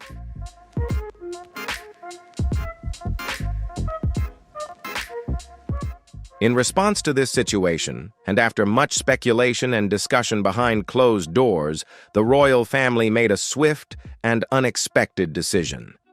Camilla was stripped of her title, which immediately caused an international stir. The news was met with shock and disbelief, as it was an unprecedented move within the royal family. Major media outlets across the world jumped on the story with headlines filled with theories, rumors, and speculation about the reasons behind the decision. The shockwaves from the announcement were felt globally, as this was not just an internal family matter, it was a public spectacle that unfolded before the eyes of millions.